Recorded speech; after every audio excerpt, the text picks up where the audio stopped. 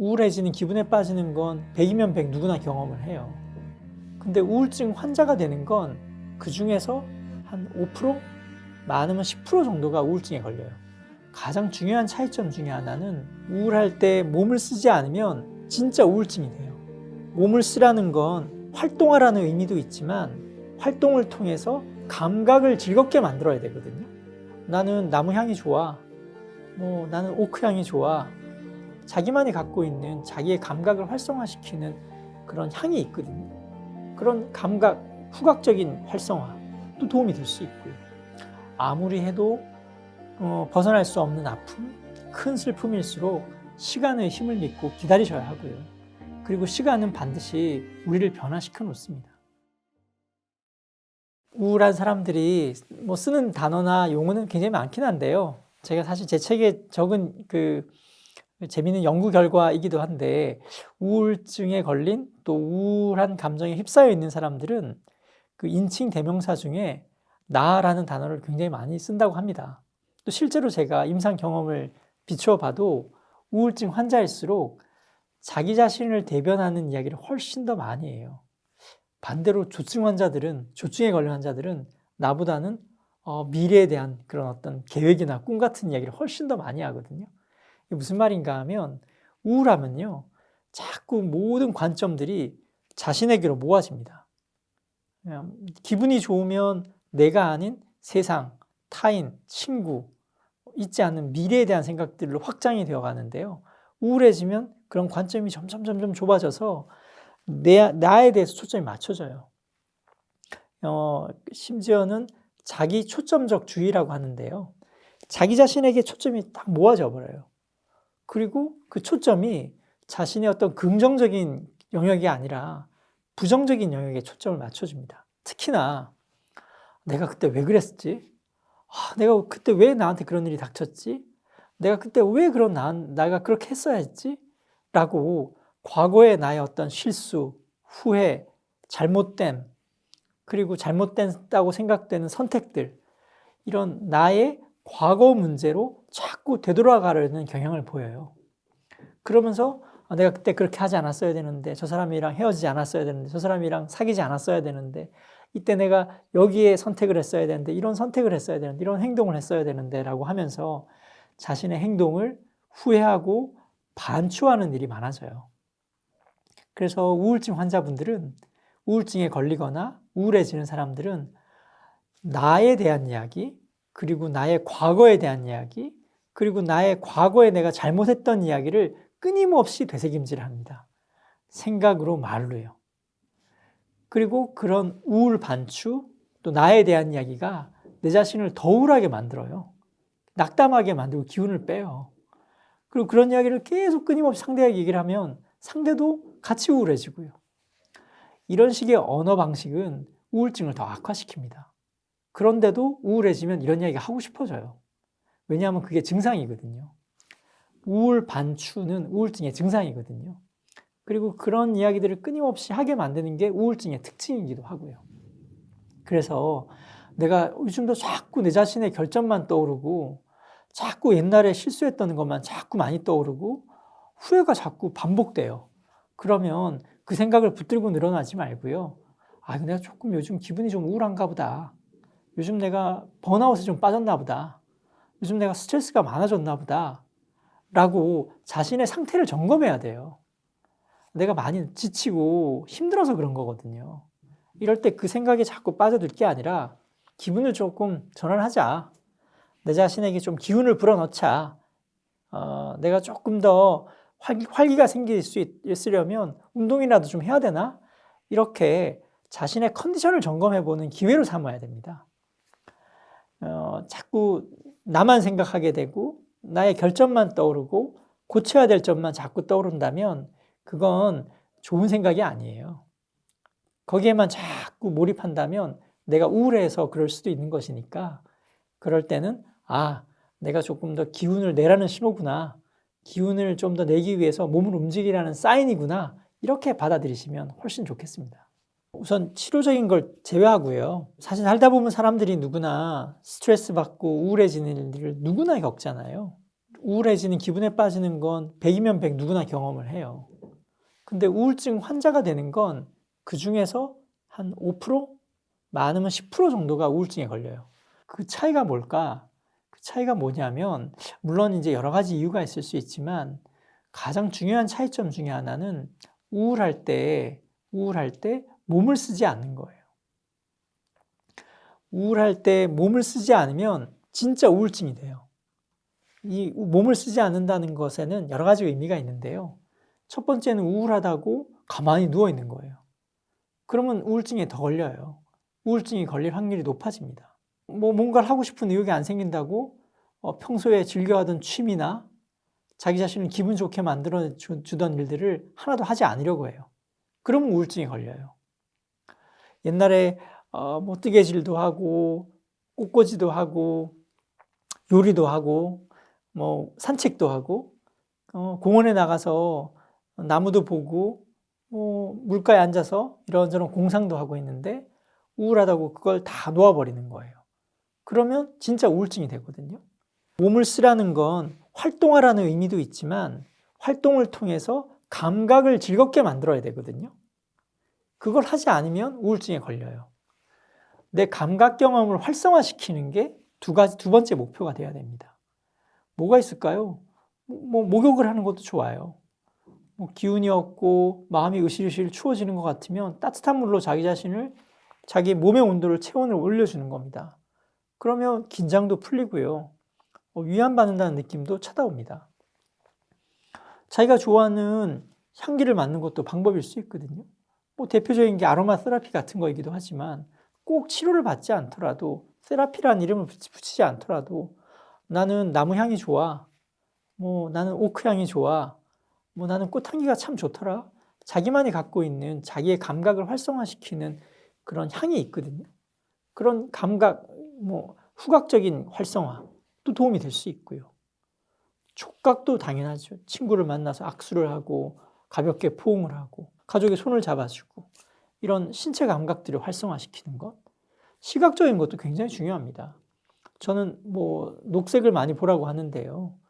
사실은 이제 우리가 스트레스 받으면 제일 좋은 치유 방법 중에 하나가 자연으로 다가가는 거거든요. 자연이 주는 위안 중에 녹색이 주는 위안이 굉장히 크다고요. 시각적인 위안들을 통해서 내 마음을 편하게 해줄 수 있고요. 수술 이후에 자연을 가까이서 볼 수 있었던 사람은 창문이 없는 병실에 있었던 환자보다 훨씬 치유가 빠르거든요. 자연을 가까이 하고 녹색을 많이 보고 하는 것들도 얼마든지 치유적일 수가 있다고요. 이런 감각들을 활성화시키는 쪽으로 자기를 나아가게 만드는 것이 우울한 기분에서 벗어날 수 있는 두 번째 중요한 몸을 쓰라는 의미에서의 두 번째 중요한 방법이기도 합니다. 또 하나는 시간이라는 그 함수가 굉장히 중요하거든요. 우리가 어떤 노력으로도 자기 마음을 변화시킬 수 없을 때도 있어요. 아무리 운동을 하고 친구와 대화를 하고 심지어 정신과에서 진료를 받더라도 마음이 치유되는 데는 그 고유한 시간들이 필요해요. 예를 들자면 가까운 가족을 멀리 떠나보냈어요. 천국으로 떠나보내거나 연인과 헤어지거나 상실을 경험했을 때 우리 마음이 치유되기 위해서는 그 고유한 시간들이 있어요. 아무리 운동을 하고 상담을 받아도 그 고유한 시간을 당길 수가 없어요. 교과서에는 상실의 아픔, 그러니까 애도의 시간이 한 6개월은 필요하다 이렇게 적혀 있는 경우가 많은데 실제로 그렇지는 않고요. 실제로는 1년, 2년, 3년 혹은 그 이상이 필요할 수도 있어요. 무리하게 시간을 몰아붙이면 되지 않습니다. 빨리 벗어나고 싶어.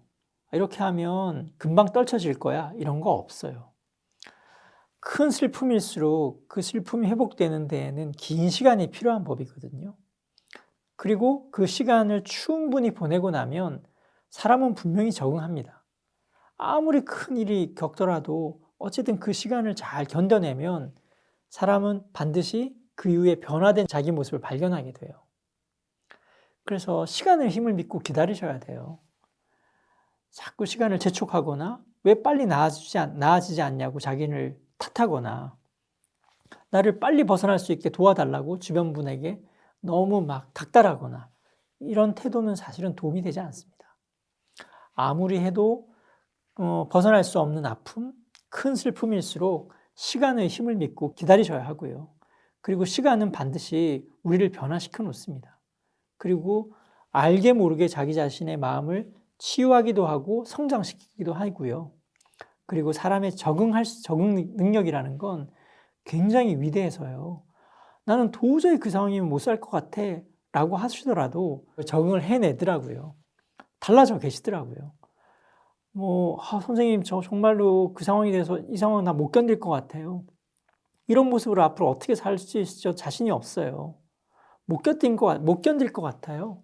라고 말씀을 하셨던 분들도 6개월, 1년 지나고 나면, 지나고 보니까요. 또 사라지던데요.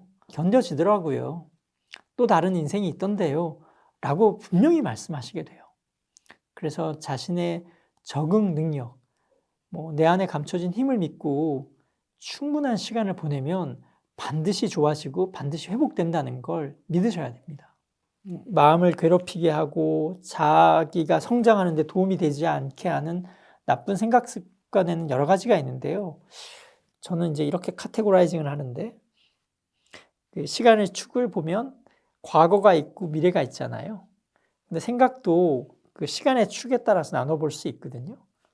과거의 생각들을 계속 하는 것, 이제 그런 게 대표적인 게 우울 반추라고 하는 거고요.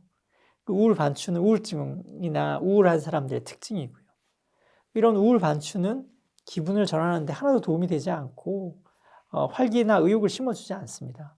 막 돌아보면 무슨 반성할 거리를 찾고 자기 자신을 어떤 개발시킬 수 있는 혹은 문제의 원인을 찾을 수 있을 거라고 믿지만 실제로 그런 식의 생각 패턴은 진짜 문제도 발견하지 못하고요. 오히려 의욕을 꺾어 놓거든요. 그래서 우울 반추가 과거를 중심으로 하는 나쁜 생각 습관이고요. 또 하나는 미래의 시간축을 두고도 하는 나쁜 생각 습관이 있어요. 있지 않은 미래를 자꾸 생각하는 거죠. 좋은 상상이면 상관없어요. 근데 그게 아니라 이거 먹구름이 꼈는데 태풍이 칠 것 같아. 예를 들자면 내가 보고서에 오자가 하나 있었는데 이러다가 이거 회사 잘리는 거 아니야? 이런 식의 생각들이죠. 별거 아닌 것들이나 사소한 것들이 미래에 아주 굉장히 파국적이고 극단적인 재앙이 몰려올 것처럼 상상하는 예기 불안이 여기에 해당되는 겁니다. 있지 않은 걱정들을 상상으로 키우는 생각 습관들, 이건 불안장애 환자의 특징입니다. 그래서 자기 자신을 계속 괴롭히는 생각의 유형에는 과거를 부정적으로 되짚어 보는 것이 있고요. 또 미래에 있지 않을 상황들을 재앙적으로 해석해서 생각하는 과도한 걱정들이 있을 수 있습니다. 이런 생각들은 절대 자기 자신을 행복하게 만들어주지도 않고요. 자기 자신을 성장시키거나 발전시키지도 않습니다. 그런데 가끔 이런 생각에 빠져 있으면서 마치 뭔가 하고 있는 것처럼 착각하는 사람들도 있습니다.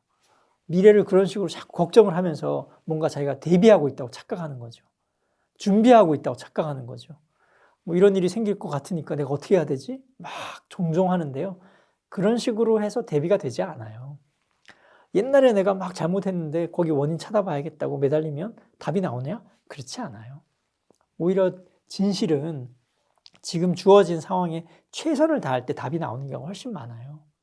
그래서 과거나 미래가 아니라 지금 현재에 집중하는 것, 그리고 지금 현재에 있는 일에 최대한 몰입하는 시간을 많이 갖는 것, 그리고 그걸 잘하기 위해서 어떻게 하면 되는가 하는 것들을 생각하는 것이 마음을 건강하게 만드는 첫걸음이죠.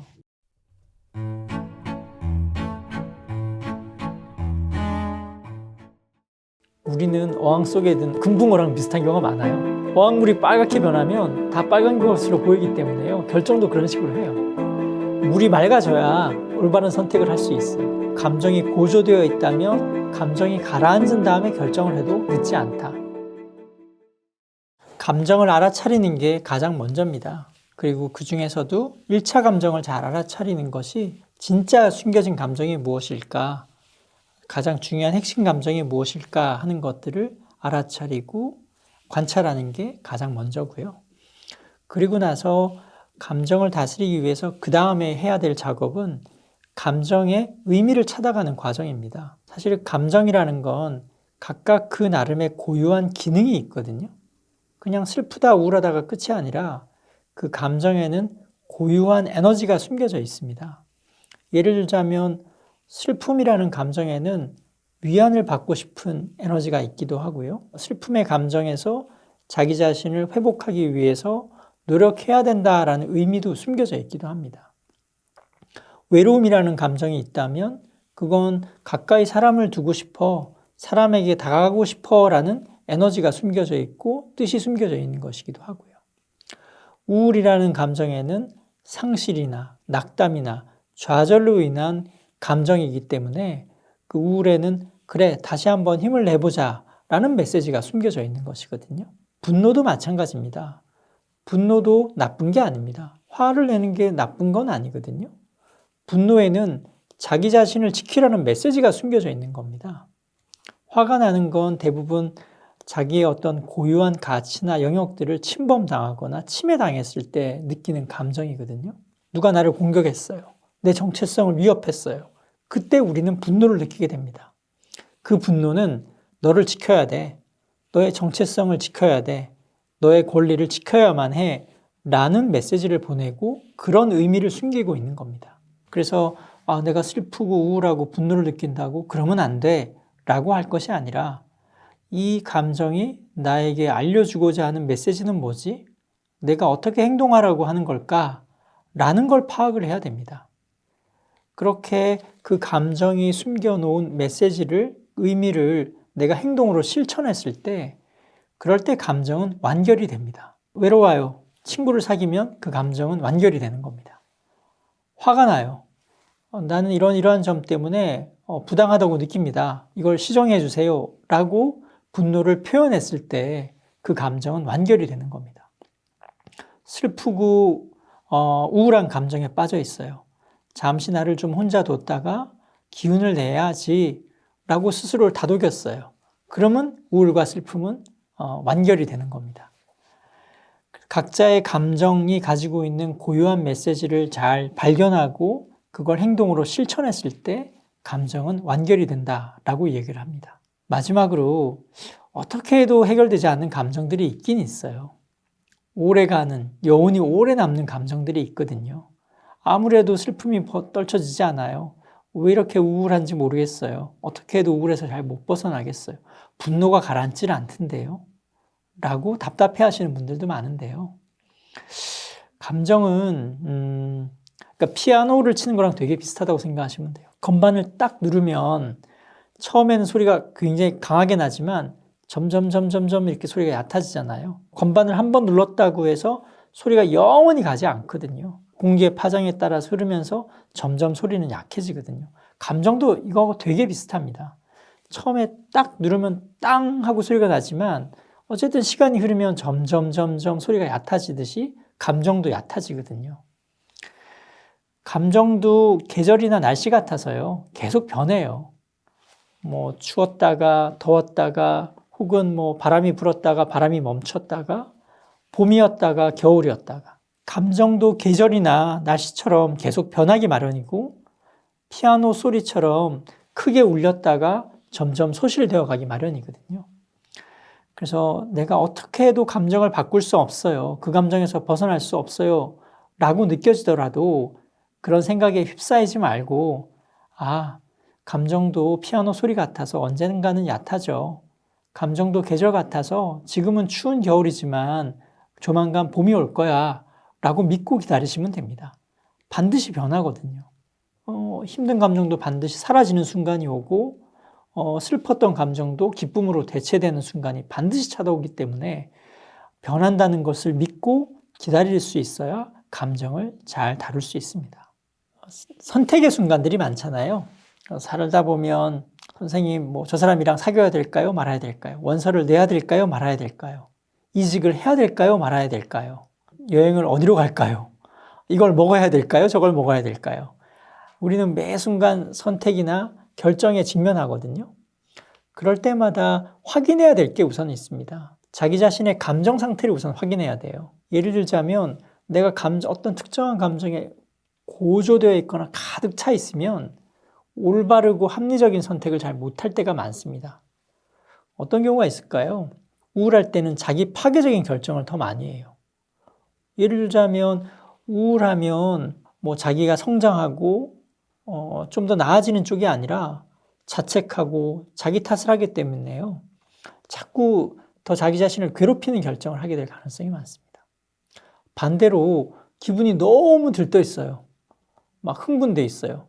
그러면 위험을 고려를 하지 않는 선택을 하게 돼요. 너무 지나치게 과감해진다거나 충동적이 될 수 있거든요. 위험을 고려하지 않고 이득만 크게 보여서 아주 과감한 결정을 내리는데 그러고 나서 나중에 후회하게 될 가능성이 있죠. 불안하면 대안을 오히려 생각을 못해요. 이거 아니면 안 될 것 같아서 한 개 집착을 하게 됩니다. 불안하면 아닌 거 알면서도 거기에만 매달리는 결정을 하게 돼요. 그때는 불안부터 우선 해소해야 다양한 대안들이 눈에 들어오기 시작하거든요. 그래서 어떤 결정을 성급히 내리려고 하지 마시고 우선 내가 지금 우울한가? 불안해서 이러는 건 아닌가? 화가 나서 그걸 하려고 하는 건 아닌가? 오히려 내가 너무 흥분해서 쉽게 위험에 뛰어들려고 하는 건 아닌가?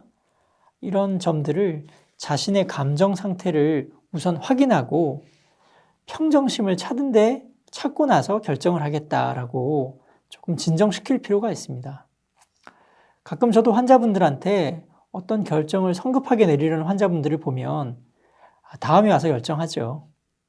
좀 좋아지고 난 다음에 결정하세요. 우울증 환자도 그렇죠.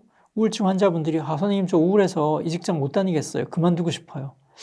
조금 기다려 봅시다.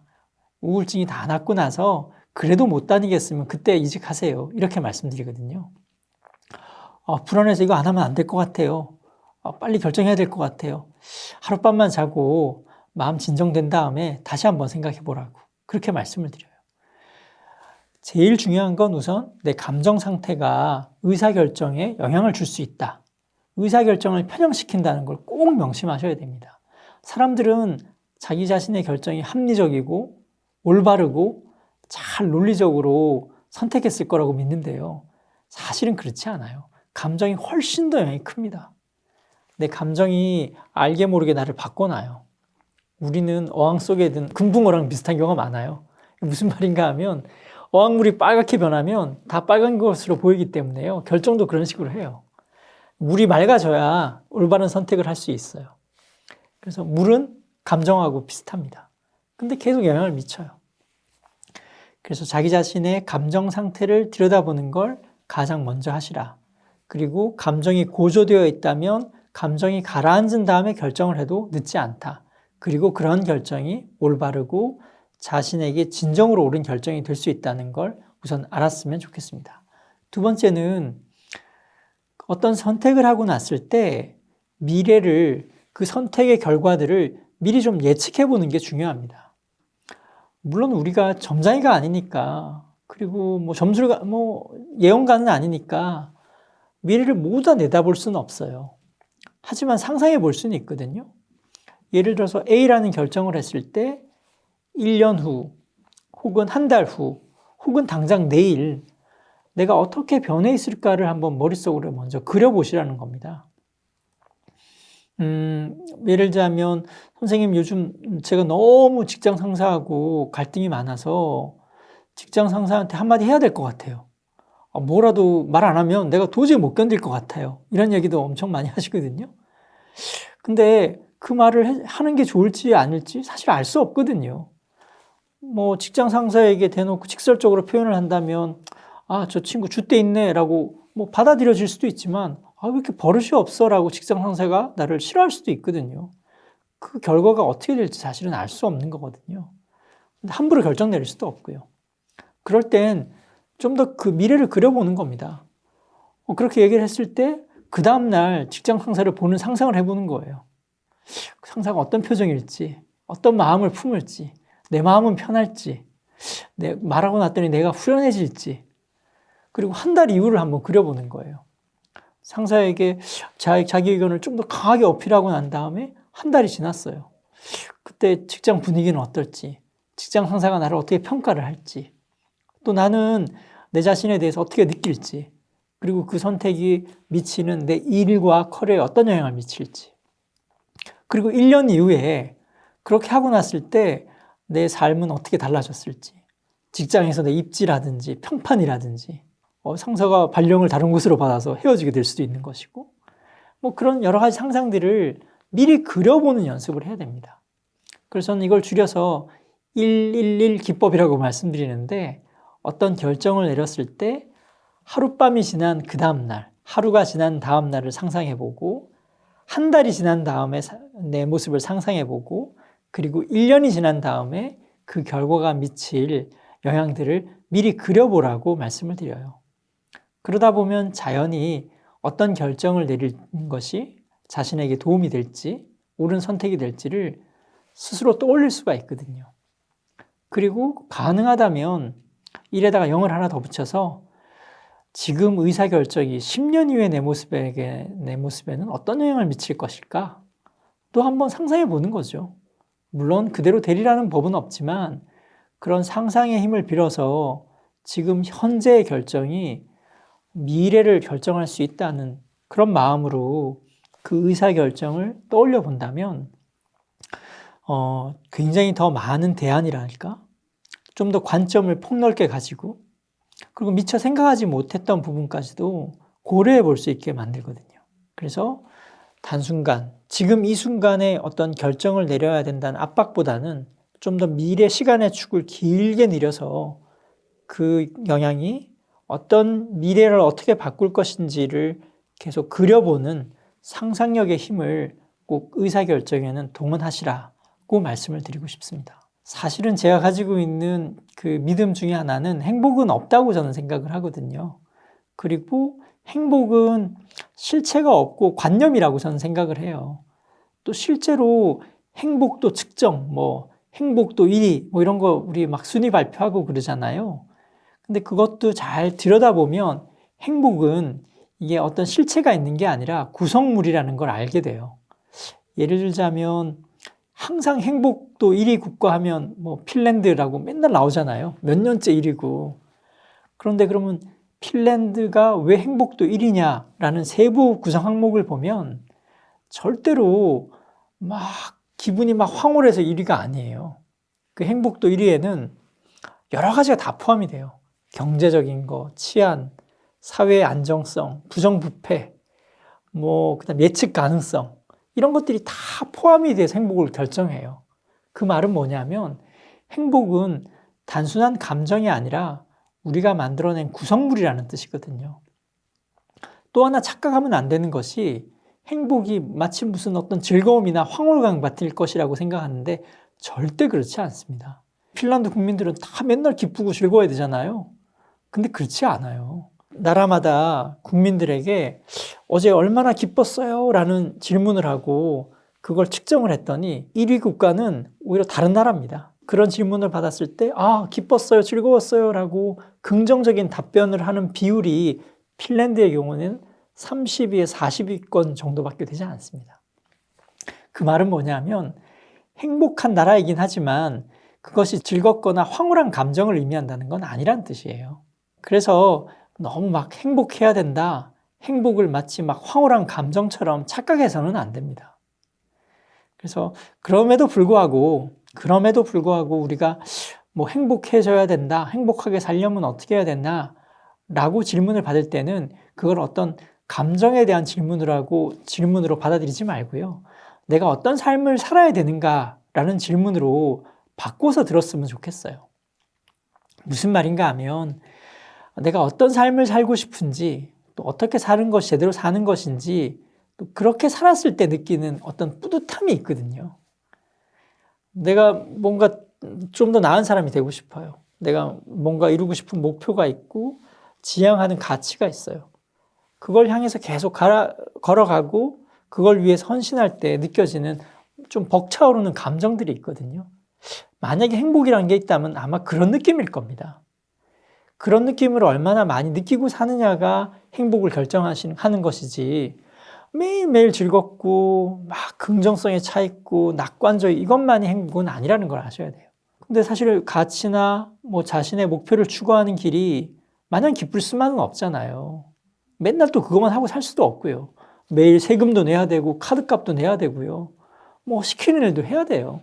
뭐 직장인이라면 하기 싫은 일도 억지로 해야 될 때도 있고, 뭐 가족을 이루고 있는 사람이라면 가족으로서 의무들이 있거든요. 그거 기쁜 일은 아니잖아요. 재미있고 즐거운 일은 아니거든요. 그럼에도 불구하고 그런 일들은 해나가야 하는 거예요. 그런데 그런 일들을 하면서 내가 즐겁지 않다고, 기쁘지 않다고, 뭐 행복하지 않다고 푸념할 것이 아니라, 사실 진짜 행복은 그런 여러 가지 의무와 책임들을 수행해 가면서 자기가 생각하는 가치에 헌신하는 일을 해나갈 때 벅차오르는 감정일 수 있다. 그런 감정을 느끼는 것이 진짜 행복이다. 라고 바꾸어서 생각을 할 수 있어야 합니다. 그런데 너무 뭐 행복해야 한다라는 것이 너무 조금은 1차적인 감정, 1차원적인 감정으로 환원해서 생각하는 함정에 빠지시는 경우가 많은데, 그러지 말고 행복은 자신이 원하는 삶을 추구하고 있는가, 내가 지금 그 길로 가고 있는가를 물어보는 질문이다 라고 바꿔서 생각했으면 좋겠어요. 만약에 내가 제대로 그 헌신하는 삶을 살고 있다면 아마 뿌듯함을 느낄 겁니다. 하루하루 잘 살았다고 느낄 거고요. 비록 좀 고생스럽고 때로는 조금 낙담하고, 그럼에도 불구하고 뿌듯할 거예요. 그러면 행복한 거예요. 그렇게 살고 있으면 행복한 게 맞거든요. 순간순간은 뭐 힘들고 고통스러울 수는 있지만, 그래도 내가 제대로 살고 있어, 내가 원하는 방향대로 가고 있는 것 같아 라는 느낌이 들면 그 사람은 행복한 거거든요. 즐거운 감정을 행복이라고 공식화하지 말고, 뿌듯하고 벅차오르는 감정, 제대로 된 길을 가고 있다라는 그 느낌이 행복이다 라고 생각하실 수 있는 그런 자세가 조금 더 중요한 게 아닌가 생각이 됩니다. 제가 요즘 제일 관심을 갖고 있는 부분은 사실은 간절함입니다. 삶이 성공했냐, 실패했냐, 인생을 잘 살았냐, 못 살았냐, 뭐 세속적으로 성공했냐, 아니냐, 뭐 여러 가지 삶을 평가하는 기준들이 있을 텐데, 뭐 그런 기준을 떠나서요, 어쨌든 자기 삶을 제대로 살았다, 나 성공했다, 나 잘 살았다 라고 느끼시는 분들의 공통적인 특징이 뭘까? 특성이 뭘까? 이런 생각을 굉장히 요즘 많이 하는데요. 제가 생각했을 때 그 모든 것들을 다 아우르는 한 가지가 있다면 간절함인 것 같아요. 뭐 공부를 많이 했냐, 노력을 얼마나 많이 했냐, 가정 환경이 좋으냐, 뭐 천부적인 능력이 얼마나 있느냐, 물론 이런 것들도 사실은 성공에 굉장히 중요한 요소이기는 해요. 하지만 제가 생각했을 때 더 중요한 요소는 그냥 간절함, 절박함, 절실함 이런 것 같거든요. 그런 분들이 대부분 뭔가를 이뤄내는 것 같고, 그것이 크던 작던 자기가 원하는 삶을 살게 되는 힘인 것 같더라고요. 근데 뭔가 잘 안 된다, 뭐 못하겠다, 뭐 난 재능이 없다, 그 마음을 좀 들여다보면 뭔가 그냥 간절하고 절실한 마음, 절박한 마음이 다소간 좀 부족하다고 저는 느꼈거든요. 물론 저도 충분하지는 않지만 어쨌든 뭔가 좀 더 성장하고 좀 더 원대한 혹은 좀 더 큰 가치를 위해서 살아가고 싶고, 그걸 끝내 사는 동안 이루고 싶다면 우리가 갖춰야 되는 건 돈이나 뭐 큰 지식이나 뭐 좋은 부모나 뭐 이런 게 아니고요. 사실은 내가 얼마나 간절한가 하는 그 마음인 것 같아요. 그게 제일 중요한 것 같거든요. 그리고 간절하고 절실한 마음이 있으면 쉽게 포기하게 되지 않더라고요. 그리고 그 재능이라는 게 만약에 있다면 그 간절함이 있어야 재능이 꼽히는 것 같더라고요. 그래서 제가 꼭 뭐 이 시간을 빌어서 이 영상을 보시는 분께 말씀드리고 싶은 단 한 가지가 있다면, 당신은 얼마나 간절한가, 간절한 마음을 가졌는가, 이렇게 한번 스스로에게 물어보시라. 그리고 저도 한번 물어볼 테니 내 스스로에게, 저 스스로에게, 여러분들도 스스로에게 나는 얼마나 간절한 사람인가, 얼마나 절박하게 좀 더 나은 사람이 되고 싶은가, 그런 열망이 얼마나 큰가 하고 스스로에게 물어보는 그런 시간이 되었으면 좋겠다라고 말씀드리고 싶어요. 그 간절함이 좀 더 내가 성장하고 어제보다 나은 사람이 되도록 만드는 가장 근원적이고 중요한 동력이라고 저는 생각합니다. 그래서 뭐 스터디온 독자분들, 구독자분들도 만약에 좀 더 성장하고 싶다면, 좀 더 나은 자기가 되고 싶다면 지식이나 뭐 독서도 중요하지만 노력도 중요하지만 내가 얼마나 간절한 마음을 품고 있나, 내 간절함의 크기를 한번 가늠해 보시기를, 그리고 부족하다면 좀 더 간절한 마음이 더 커질 수 있도록, 그리고 그 간절한 마음을 놓치지 않도록 계속 애쓰고 소중하게 갖고 나가셨으면 좋겠다. 이런 말씀을 꼭 드리고 싶습니다.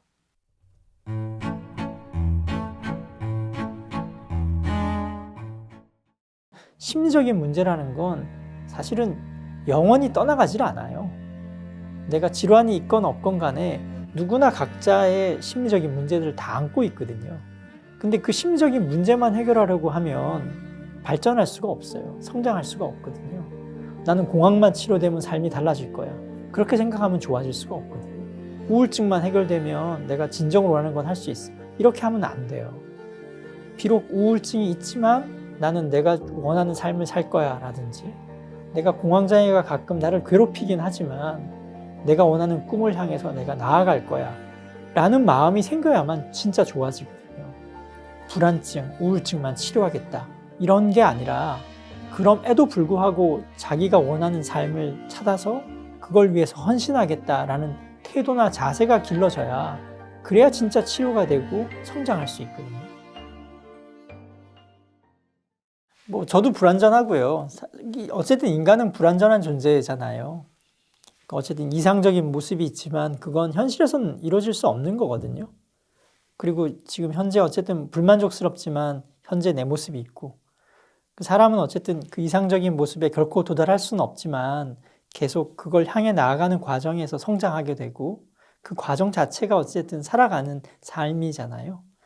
근데 그 이상적인 모습이 마치 되어야만 되고 이루어져야만 되고 현실에서 실현되어야 될 것이라고만 자꾸 믿으면 현재 자기 모습을 부정하거나 더 괴로워지고 낙담하게 되거든요.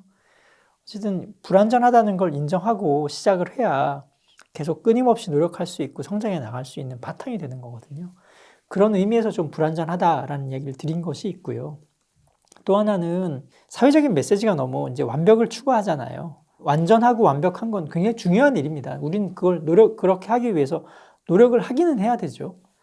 예를 들어서 의사가 뭐 실수하면 안 되잖아요. 실수하지 않게 완벽하도록 최선을 다해야 하거든요. 그럼에도 불구하고 어쨌든 뭐 인간이기 때문에 우리가 원하는 바를 다 이룰 수 없는 때도 생기기도 하거든요. 근데 너무 완벽의 강박, 뭐 완벽해야 된다는, 완전해야 된다는 그 강박에 시달리다 보면 오히려 더 실수도 잦아지고 자기 부정도 심해지고 오히려 그게 우울증을 만들기도 해요. 특히나 어떤 외부의 목표가 아니라 내 자신을 완전체로 만들기 위해서 노력하겠다. 자기계발서를 읽거나 무언가를 해서 나를 완벽한 인간으로 만들겠다라는 목표에만 몰입하면 오히려 더 성장하지 못해요.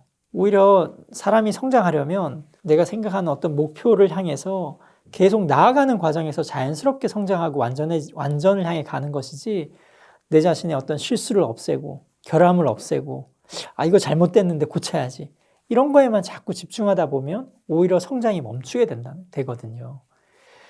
그래서 제가 계속 말씀드리는 것 중에 하나가 자기 자신의 강점을 아는 것도 중요하지만 한계를 아는 것도 중요하다고 항상 말씀드리거든요. 왜냐하면 우리는 다 잘하고 싶은다고 해서 다 잘할 수는 없어요. 저도 마찬가지. 저도 뭐 학창 시절에 보면 쟤는 공부도 안 하는데 왜 이렇게 수학 잘하지? 이런 친구 너무 많이 봤고요. 포토그래픽 이미지라고 뭐 메모리라고 하잖아요. 너무 기억 잘하는 친구들도 많았고, 뭐 그 공부하는 체력이 좋아서 공부하는 시간을 길게 가져도 끄떡없는 친구들도 많이 봤는데, 그런 친구들 보면서 나도 그렇게 돼야지라고 한다 그러면 아마 되지도 않았을 거고 내 자신만 더 괴로워졌을 겁니다. 그러니까 드리고 싶은 말씀은 누구에게나 사실 한계가 있어요. 그 한계는 아무리 노력해도 극복할 수 없는 부분도 있고요. 그걸 한탄하고 그걸 자꾸 뭔가 자신의 어떤 결함으로 받아들이지 말고 각자 사람마다 한계가 있다. 그 한계를 자꾸 뭔가 없애려고 하거나 그것이 마치 자기의 결함인 것처럼 자기를 비난할 것이 아니라 한계를 인정하고 그럼에도 불구하고 그 안에서 나한테 가장 어울리는 일은 무엇이고 태도는 무엇일지를 설정하고 그렇게 하기 위해서 노력하는 게 훨씬 더 중요하거든요. 그래서 저는 상담하면서도 뭐 상담에서 뭐 성격 고치고 싶어요. 이런 게 내 약점인데요. 뭐 내향적인 성격을 고치고 싶어요. 저는 인내력이 없어요. 뭐 기억력이 떨어져요. 계속 자기의 어떤 문제점을 드러내면서 정신과 치료를 받으면 그거 극복할 수 있죠? 없어지나요? 이렇게 자꾸 물으시는 분들이 계시는데 뭐 이게 너무 저기 좌절감을 안겨드린 것 같아 죄송하지만 그럴 수 없다라고 말씀을 드려요. 그러니까 정신과 치료가 사람을 개조하는 게 아니거든요. 그러니까 있는 그대로의 모습을 알아가고 그걸 받아들일 수 있게 도와드리는 거거든요. 그래서 상담에 제 나름대로 목표가 있다면 상담이란 건 개인이 가진 한계를 알아가고 그리고 그 한계에도 불구하고 자신에게 잘 어울리고 추구할 수 있는 가치가 무엇이고 목표가 무엇인지를 알아가고 그리고 한계가 있다고 해서 좌절하고 낙담하는 것이 아니라 그럼에도 불구하고 자신이 설정한 목표에 헌신하기 위한 태도를 기르는 게 훨씬 더 중요하다고 생각합니다. 제가 다 그렇게 할 수는 없지만 어쨌든 제 마음속에 갖고 있는 저를 만나러 오시는 분에게 좀 전달했으면 하는 메시지 중에 하나가 바로 이것인데요. 어쨌든 각자의 사람은 불완전하고 그 안에서 한계를 가질 수밖에 없고 그럼에도 불구하고 각자 나름의 고유한 개성들이 있으니까 그것에 어울리는 목표를 찾아가시고 그렇게 찾아진 목표를 위해서 끊임없이 헌신하는 자세를 잃어버리지 않도록 낙담하지 않도록 도와드리는 것이 어쨌든 제가 하고자 하는 뭐 일의 목표이기도 합니다. 사실 정신과 치료나 뭐 심리 상담의 목표도 마찬가지로 그 자기 삶을 되돌려 드리는 거잖아요. 되찾게 해드리는 거잖아요. 그러니까 뭐 치료를 해드린다, 뭐 우울증을 해결한다, 뭐 불안증을 해결한다, 공황장애를 치료한다. 물론 1차적인 목표이긴 한데 사실 그게 궁극적인 목표는 아니거든요. 예를 들자면 공황장애가 있다고 했을 때 공황장애가 치료되었을 때 뭐 치료가 잘 됐다 이렇게 얘기를 할 수도 있지만 애석하게도 그게 궁극적인 목표는 아니거든요. 제가 생각하는 어떤 뭐 상담이나 진료의 궁극적인 목표가 있다면 공황장애에도 불구하고 자기 삶을 자기가 진짜 원하는 삶을 살게 되는 게 목표거든요. 왜냐하면 심리적인 문제라는 건 사실은 영원히 떠나가질 않아요. 내가 질환이 있건 없건 간에 누구나 각자의 심리적인 문제들을 다 안고 있거든요. 근데 그 심리적인 문제만 해결하려고 하면 발전할 수가 없어요. 성장할 수가 없거든요. 나는 공황만 치료되면 삶이 달라질 거야. 그렇게 생각하면 좋아질 수가 없거든요. 우울증만 해결되면 내가 진정으로 원하는 건 할 수 있어. 이렇게 하면 안 돼요. 비록 우울증이 있지만 나는 내가 원하는 삶을 살 거야 라든지 내가 공황장애가 가끔 나를 괴롭히긴 하지만 내가 원하는 꿈을 향해서 내가 나아갈 거야 라는 마음이 생겨야만 진짜 좋아지거든요. 그래서 뭐 어떤 증상이나 뭐 불안증, 우울증만 치료하겠다 이런 게 아니라 그럼에도 불구하고 자기가 원하는 삶을 찾아서 그걸 위해서 헌신하겠다라는 태도나 자세가 길러져야 그래야 진짜 치료가 되고 성장할 수 있거든요. 그래서 어쨌든 그런 마음들이 좀 뭐 제가 가르쳐서가 아니라 혹은 뭐 상담을 해서가 아니라 어쨌든 그런 마음들이 자라나야만 진정으로 치유가 된다고 저는 생각을 합니다. 그래서 너무 뭐 증상이나 아픈 부분에만 집중할 것이 아니라 내가 진정으로 원하는 게 무엇이고 어떤 삶을 살고 싶은지 뭐 어차피 한 번뿐인 인생인데 어떤 모습으로 내가 살아남고 싶은지를 그리고 거기에 맞춰서 행동하는 게 훨씬 더 중요한 우선순위죠.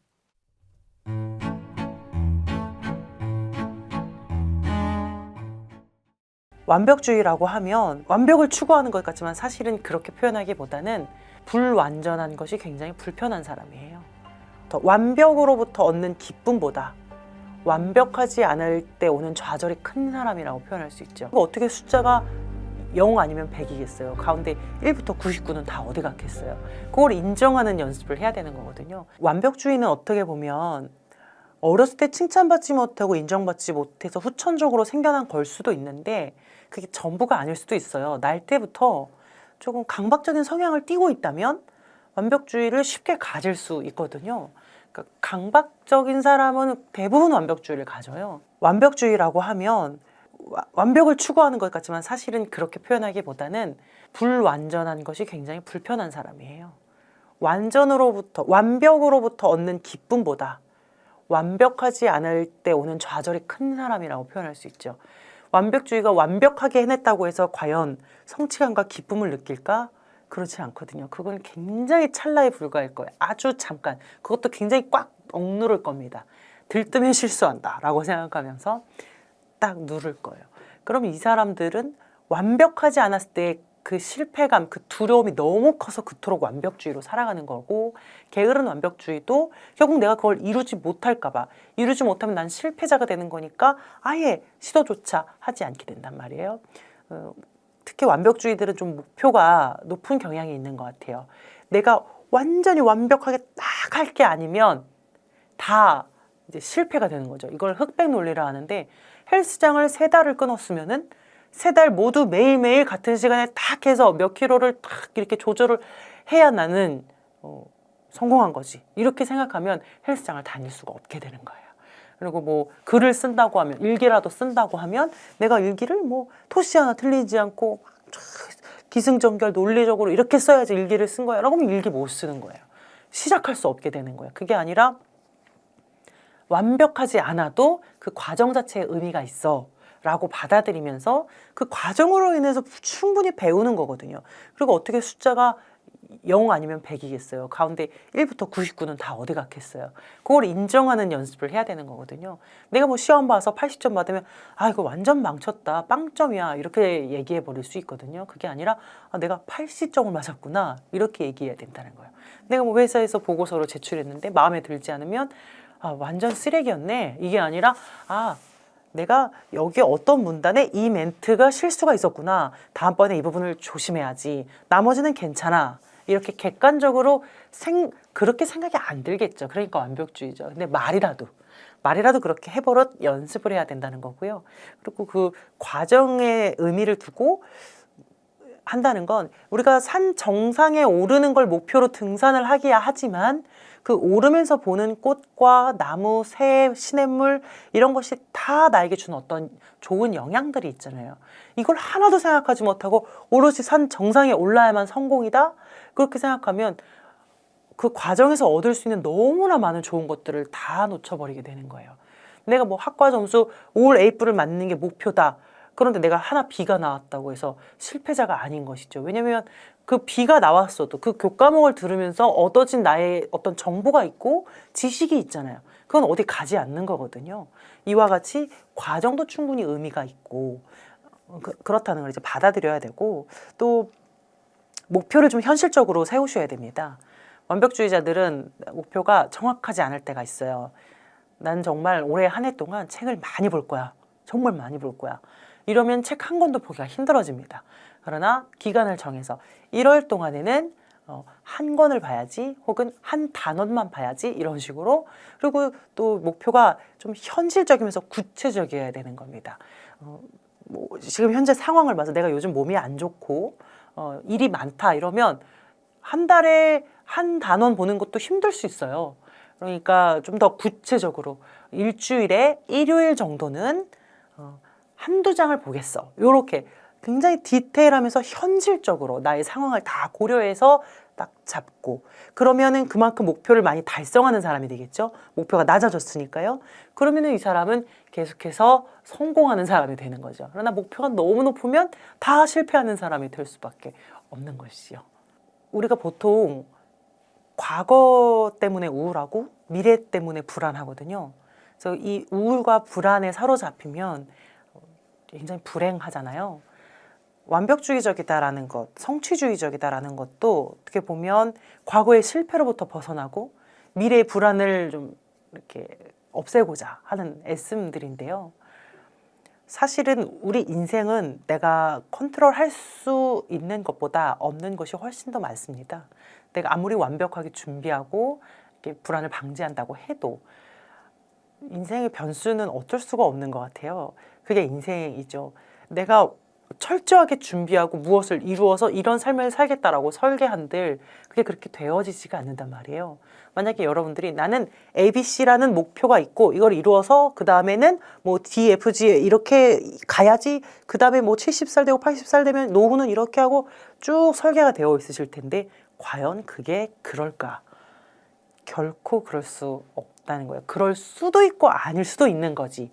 반드시 내가 계획한 대로 원하는 대로 가지 못한다는 거예요. 우리는 그렇게 이룬 사람들을 보면서 나도 저 사람처럼 하면 저렇게 될까라고 생각할 수 있겠지만 아니죠. 그건 그 사람이었던 거예요. 나는 나의 방식을 찾아야 되는 겁니다. 그래서 나를 알아야 된다는 거예요. 뭔가를 성공한다는 건 뭔가를 열심히 한다는 게 아니라 나를 알고 그것을 열심히 해야 되는 것이죠. 그래서 인생은 파도를 타야 하는 것이라고 생각합니다. 내가 뭔가를 열심히 준비해서 강박적이고 막 완벽적으로 이렇게 구명조끼 딱 입고 수영 훈련해가지고 파도를 타는 게 아니라 서핑을 한다는 건 몸에 힘을 빼고 그저 파도의 업앤다운을 즐기면서 그냥 이렇게 즐기는 거잖아요. 그러다 보면은 어느 순간에 굉장히 아름다운 땅에 도착해 있게 되는 것이지 내가 막 모든 파도를 컨트롤해서 내가 열심히 수영 연습을 해서 이거를 내가 다 지배해야겠어. 내가 원하는 섬에 도착할 수 있도록 이렇게 수영을 해야겠어. 이런 것은 1절만 하시라. 2절은 아예 안 하자는 게 아니잖아요. 1절은 그렇게 하시고요.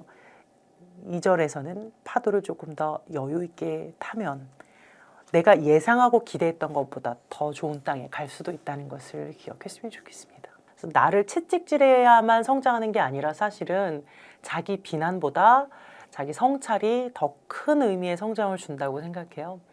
자기 성찰과 자기 비난의 차이는 뭐냐면 자기 비난은 제가 못한 거를 지적하고 이렇게밖에 못해? 정말 한심해. 정말 바보 같고 멍청하고 이렇게 자기의 존재의 어떤 근간, 자기의 가치관까지 흔들어 버리는 게 자기 비난이거든요. 어떤 합리적인 비판을 넘어서. 근데 그렇게 함으로써 일종의 정신적 자해 같은 거죠. 그렇게 함으로써 양심을 챙기는 건가? 그런 느낌이 있는 것 같아요. 근데 자기 성찰은 실수를 객관적으로 인정하고 다음번에는 어떤 부분을 개선해야 될까 위주로 생각을 하죠. 발전의 목표를 두고 생각하지 나를 깎아내리는 것에 초점을 두고 생각하지 않는단 말이에요. 이렇게 봤을 때 멀리 보면 누가 더 성장을 할까? 예를 들어서 한 아이가 우유를 따르다가 흘렸을 때 한 부모는 이 멍청아, 이 한심한 거사 나이가 몇 살인데 이걸 아직도 흘려 이렇게 그 아이 존재 자체를 이렇게 흔들어 버리면서 우유 하나를 흘렸는데 그렇게 혼을 내는가 하면 한 부모는 아이고 우유를 흘렸구나. 어른들도 그런 실수를 종종 하지. 다음번에 따를 때는 두 손으로 천천히 따르면 된단다. 그 흘린 것은 네가 흘린 것이니 닦으면 돼. 이렇게 실수를 책임지게 하고 다음번에 어떻게 하면 될지를 이렇게 설명해 주는 방향으로 하는 것이 성찰이죠. 이전 것은 비난이고요. 추후에 두 아이가 성장을 한다면 어떤 변화가 있을까? 그 미래가 보이시나요? 전자의 아이는 우유는 강박적으로 엄청 완벽하게 잘 따를지 몰라도 그 외에 많은 것을 놓칠 겁니다. 자신의 존재, 의미, 가치 이런 것들을 놓치고 굉장히 마음이 좁은 사람이 되겠죠. 강박한 사람이 되겠죠. 그러나 후자에 있던 아이는 성찰을 기반으로 성장했기 때문에 우유도 잘 따를 뿐더러 그 외에 다른 일도 다 두루두루 여유 있게 할 거예요. 더 많은 것을 볼 수 있을 거고 더 깊이 생각할 수 있을 거고요. 그런 차이가 있습니다. 그래서 진정한 성장을 한다는 건 비난으로 이루어지는 게 아니라 성찰로 이루어질 수 있다.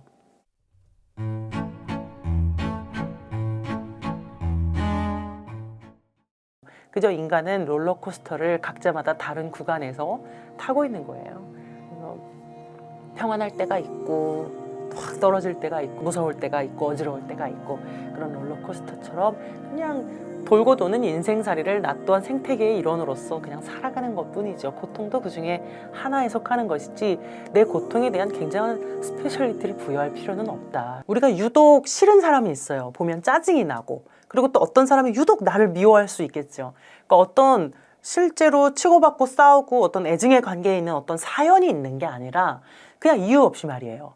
그냥 같이 일하면서 같이 학교 다니면서 그냥 그렇게 가깝지도 않은데 말이에요. 혹은 가정 안에서는 부모가 자녀에게 이유 없이 제가 너무 물론 본인들은 다 이유가 있다고 생각하겠죠. 걔가 꼴보기 싫은 짓을 했다고 생각하시겠지만 남들이 들었을 때 그게 그렇게까지 심각한 잘못은 아닐 수 있거든요. 내가 뭐 우리 김대리를 엄청 욕하고 다녔지만 남들이 들을 때 그 김대리가 그 정도로 최악은 아닐 수 있단 말이에요. 그 사람이 나에게만 그렇게 굉장히 짜증스럽게 느껴지는 걸 수도 있어요. 그건 왜 그럴까? 바로 나의 안에 있는 무엇과 그 사람의 무엇이 만났기 때문인데요. 그러니까 더 정확하게 얘기하자면 내가 감춰왔던, 내가 부단히 애쓰고 노력해서 바꿔왔던 나의 열등한 부분을 가진 사람을 만나게 되면 그것이 이제 콤플렉스가 확 올라오게 됩니다. 이것을 이제 심리학에서 그림자라고 합니다. 내 무의식 안에 확 감춰둔 나의 열등 기능이에요. 근데 그걸 가진 사람을 만났을 때 괜한 화가 올라오게 되고 받아들이기 굉장히 힘들어집니다. 뭐 장점도 마찬가지예요. 내가 말 잘하는 사람을 보면서 굉장히 부럽다는 건 내 안에 그 언어에 대한 어떤 그 뭐랄까요? 잠재력이 있는 것이죠. 그러니까 그게 유독 좋아 보일 수 있어요. 그리고 싫은 것도 그게 유독 싫은 것은 내 안에 어떤 스파크가 있는 거예요. 그것에 대한 어떤 역동이 있기 때문에 그게 유독 싫은 거죠. 그래서 이런 걸 해결하려면 우리는 그림자와 화해해야 한다고 이야기합니다. 아, 나에게 그런 면이 있어서 저 사람과 부딪히는구나. 물론 처음에 인정하기 굉장히 쉽지 않아요. 내가 너무너무 싫어서 무의식에 꽉 박아놓은 건데 자물쇠로 꽉 걸어버린 건데 사실 그게 내 안에 있다니 라고 생각하면 굉장히 자존심 상하고 절망스러울 수 있겠죠. 그러나 그것을 화해해야 나도 더 여유 있게 받아들이면서 타인하고도 갈등을 덜 빚게 될 수 있습니다. 아, 그래. 내게도 그런 면이 있었지. 지금도 난 노력하고 있지. 내가 그것 때문에 참 많이 혼났었지. 한다면 그 사람 자체가 문제가 아니라 내 안에 무엇이 만났구나 이렇게 이해하면서 사실은 그것이 나를 살리는 길이거든요. 나를 지킬 수 있는 길입니다. 우울할 때 우리가 어떻게 마음을 다스려야 할까? 우울도 일종의 터널을 지나는 것이잖아요. 그러나 우울은요, 굉장히 유용한 도구입니다. 그 시간을 통해서 정말 몰랐던 나를 만나고 내가 미처 놓치고 있었던 나를 보듬어 줄 수 있게 되고요.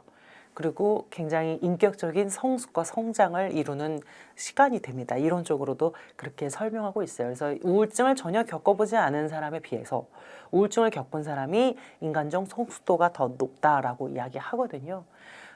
그리고 우울할 수 있는 건 전 힘이라고 생각해요. 정말 힘이 없는 사람은 그림자를 볼 용기가 없어서 햇빛만 쬐고 있는 사람이거든요. 근데 인간은 반드시 그림자를 보유하게 되어 있는데 반드시 미숙함과 성숙함이 공존하게 되어 있고 열등할 때가 있고 우등할 때가 있기 마련인데 어리숙할수록 용기가 없을수록 힘이 없을수록 그걸 마주하지 못하는 거거든요.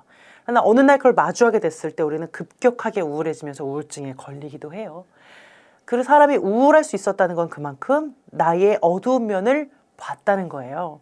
볼 수 있었다는 거고 그걸 버리지 않았고 만났다는 것이죠. 그래서 어떻게 보면 더 힘이 있는 사람이다.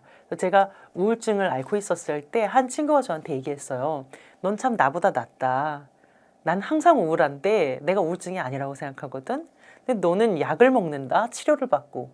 네가 우울할 수 있는 거, 네가 아파할 수 있는 건 힘이야. 약이라도 먹으면서 버티고 있잖아. 나보다 낫네. 이렇게 얘기를 해주더라고요. 그래서 제가 아파하면서 너무나 고통스럽고 찢어질 것 같은 그런 하루하루를 보내지만 그래 내가 이렇게 버티고 있는 것도 그만큼 내가 힘이 있기 때문이지. 내가 그만큼 괜찮은 사람이지 하면서 그 우울과 함께 시간을 보내왔던 것 같아요. 누구나 인생을 살면서 끝이 보이지 않는 그런 터널을 지날 때가 있어요. 저도 근데 그 출구에서 빛이 보이지 않을 때 그 깜깜한 터널을 지나고 있는 그 중에 있다면 이런 말할 수 없는 고통 중에 있는데 어떻게 하면 제가 빨리 이 터널을 지나고 나갈 수 있을까요? 라고 대부분 물으시죠. 그러나 저는 정말 양심의 손으로 대답하기를 그런 방법은 없다. 더 빨리 나가는 방법은 없다. 앞이 보여야 지름길을 찾는데 너무 힘들 땐 앞이 보이지 않아서 지름길을 찾을 수 없어요. 그냥 출구로부터 들어오는 아주 작은 빛, 그게 보일 때까지 그냥 계속 갈 뿐이죠. 그냥 사는 것밖에는 방법이 없습니다. 그렇게 하루하루를 살아야 하는데 어떻게 살까? 그냥 저는 그렇게 버텼던 것 같아요. 오늘만 살자. 오늘만 보자. 앞으로 5년 후, 10년 후 내가 평생 어떻게 이렇게 살지라고 생각하면 못 사는 거예요. 그냥 오늘을 살면 되는 겁니다. 나의 목표는 오늘 살기. 그럼 내일이 되면 오늘이 된 내일, 내일이 된 오늘이라고 해야 될까요? 그날을 또 살고요. 그렇게 하루씩만 버티는 겁니다. 하루도 너무 길어요. 저녁까지 살 수가 없어요. 라고 한다면 뭐 2시간 내지 3시간씩 목표를 정해서 앞으로 지금 3시니까 5시까지 살자. 이렇게 조금씩 목표를 정해서 버티는 거죠. 그 시간을 버텨내는 겁니다. 그런데 그 고통을 부정하지는 마세요. 충분히 고통스러워하세요. 왜냐하면 모든 생명체는요, 고통을 가하면 팔딱거리게 되어 있어요. 물고기를 잡아 끌어올려 보세요. 팔딱거립니다. 꽃을 꺾어보세요. 시들어집니다. 뭐든지 고통을 가하면 반응하게 되어 있는데 사람도 마찬가지로 고통스러운 일이 있을 때 울고 불고 부정하고 부인하고 억압하고 할 걸 다 하셔야 됩니다. 그 절차가 있지요. 할 거 다 하시고 화도 내고 슬퍼도 하고 울고 하다 보면 어느 순간 팔딱거리던 물고기가 힘을 잃고 가만히 있게 되는 것처럼 우리도 그 어떤 시기를 지나고 가만히 있게 되는 거예요. 그럴 때 지금은 내가 힘들 때구나 하고 힘을 빼게 되는 것 같아요. 저는 일단 고등학교 때 우울증을 한번 알았었어요. 그때 완벽주의가 굉장히 심했었거든요. 그래서 성적이 그냥 1등급 A 나올 거 아니면 아예 공부 안 하는 게 낫다 이렇게 생각하고 살면서 학교도 거의 가지 않았고 자퇴를 이제 생각을 했었는데 얼추 그냥 억지로 학교를 마쳤습니다. 그때 우울증을 알았죠. 공부를 하지 못했습니다. 두려웠고 내가 원하는 만큼을 할 게 아니면 아예 할 수 없다고 생각했던 것 같아요. 근데 지금도 그런 청소년들이 너무나 많죠. 사람은 사건 때문에 고통받는 게 아니라 해석 때문에 고통받는다고 하거든요.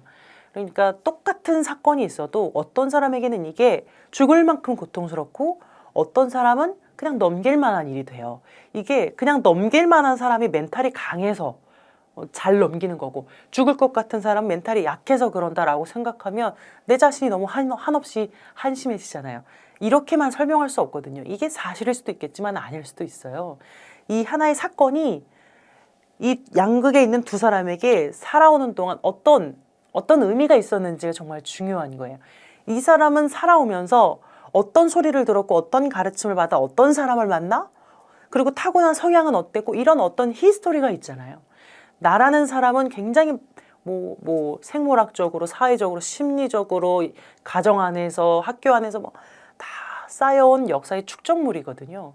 그게 어떤 고통스러운 하나의 사건을 만났을 때 누군가에게는 넘길 만한 것이 될 수 있고 누군가에게는 죽을 만큼의 고통이 될 수 있기 때문에 나의 고통을 가지고 내가 너무 엄살부리나 이렇게 생각할 것도 아니고 또 타인의 고통을 보면서 저 사람 참 엄살부리네. 난 저보다 더한 일도 그냥 이겨냈는데 이렇게 생각할 것도 아니라는 것이죠. 그저 인간은 롤러코스터를 각자마다 다른 구간에서 타고 있는 거예요.